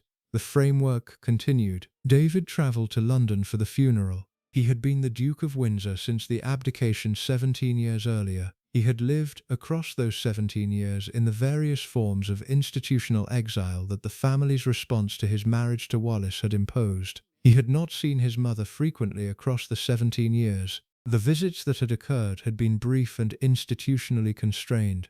He had not, by any record that has been preserved, achieved the kind of reconciliation with his mother that some sons in similar circumstances have achieved before their parents' deaths. He attended the funeral. He participated in the institutional ceremonies that the funeral required. He produced, in the days that followed, the verdict that has shaped every subsequent assessment of his mother as a parent. The verdict was preserved in his private correspondence and conversations, rather than in any public statement. He said of his mother that the fluids in her veins had always been as icy cold as they were now in death. The verdict was the verdict of a son whose adult life had been substantially defined by the break with his mother that the abdication had produced. The verdict was unfair. in the ways adult verdicts on parental failures are typically unfair. The mother he was describing was a more complicated figure than the verdict captured. She had been capable of warmth. The recently discovered correspondence with Lady Eva Dugdale had revealed warmth toward David himself that his adult resentment had not been able to register. She had been formed by the framework before she had imposed it.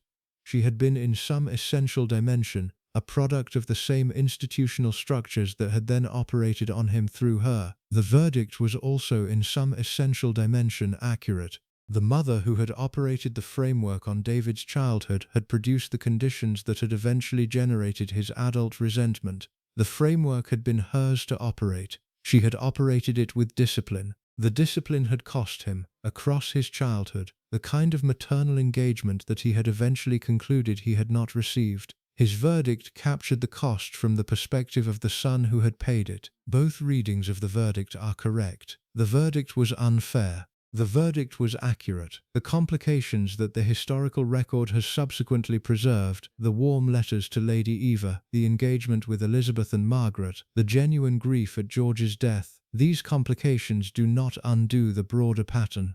The broader pattern was the framework. The framework had cost David what David said it had cost him. What this documentary has been examining across its 8 parts is the broader pattern that produced both the verdict and the complications. The framework had operated on 6 children.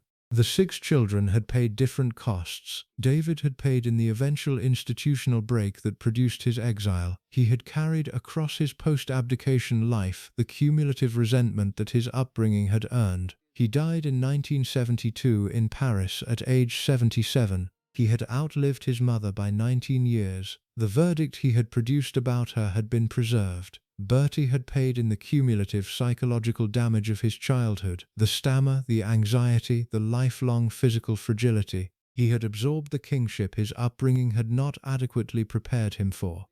He had performed the duties with the institutional discipline his particular character had eventually produced. He had died before his mother. He had produced no verdict on her in the public record. He had carried whatever internal verdict he had developed across the kingship and into his death. Mary had paid in the institutional marriage that had defined her adult life. She had accepted Henry Lascelles because the family had decided he was suitable. She had carried the marriage's quiet unhappiness across 32 years until Lascelles' death in 1947. She had outlived her mother by 12 years. She had not produced a verdict on her mother in any public record. She had carried whatever assessment she had developed in the same quiet institutional discipline that had defined her marriage. Henry had paid in the unremarkability that the framework's institutional indifference had produced in him. He had performed the duties his position required without distinction. He had married correctly. He had lost his elder son in 1972, 2 years before his own death in 1974. He had outlived his mother by 21 years. He had produced no recorded verdict on her. George had paid in the various forms of damage that his particular temperament had absorbed and that had found expression in the bisexuality the framework's silences had managed, and the drug addiction the framework's institutional logic had eventually addressed through David's intervention. He had been stabilized by his marriage to Marina. He had died in the 1942 plane crash. He had predeceased his mother by 11 years. The verdict on his mother that his particular life might have produced if he had lived was not preserved because the life had not continued long enough to produce it. Thanks for watching the full documentary. If you like this type of documentary, then please stay with us by subscribing to our channel.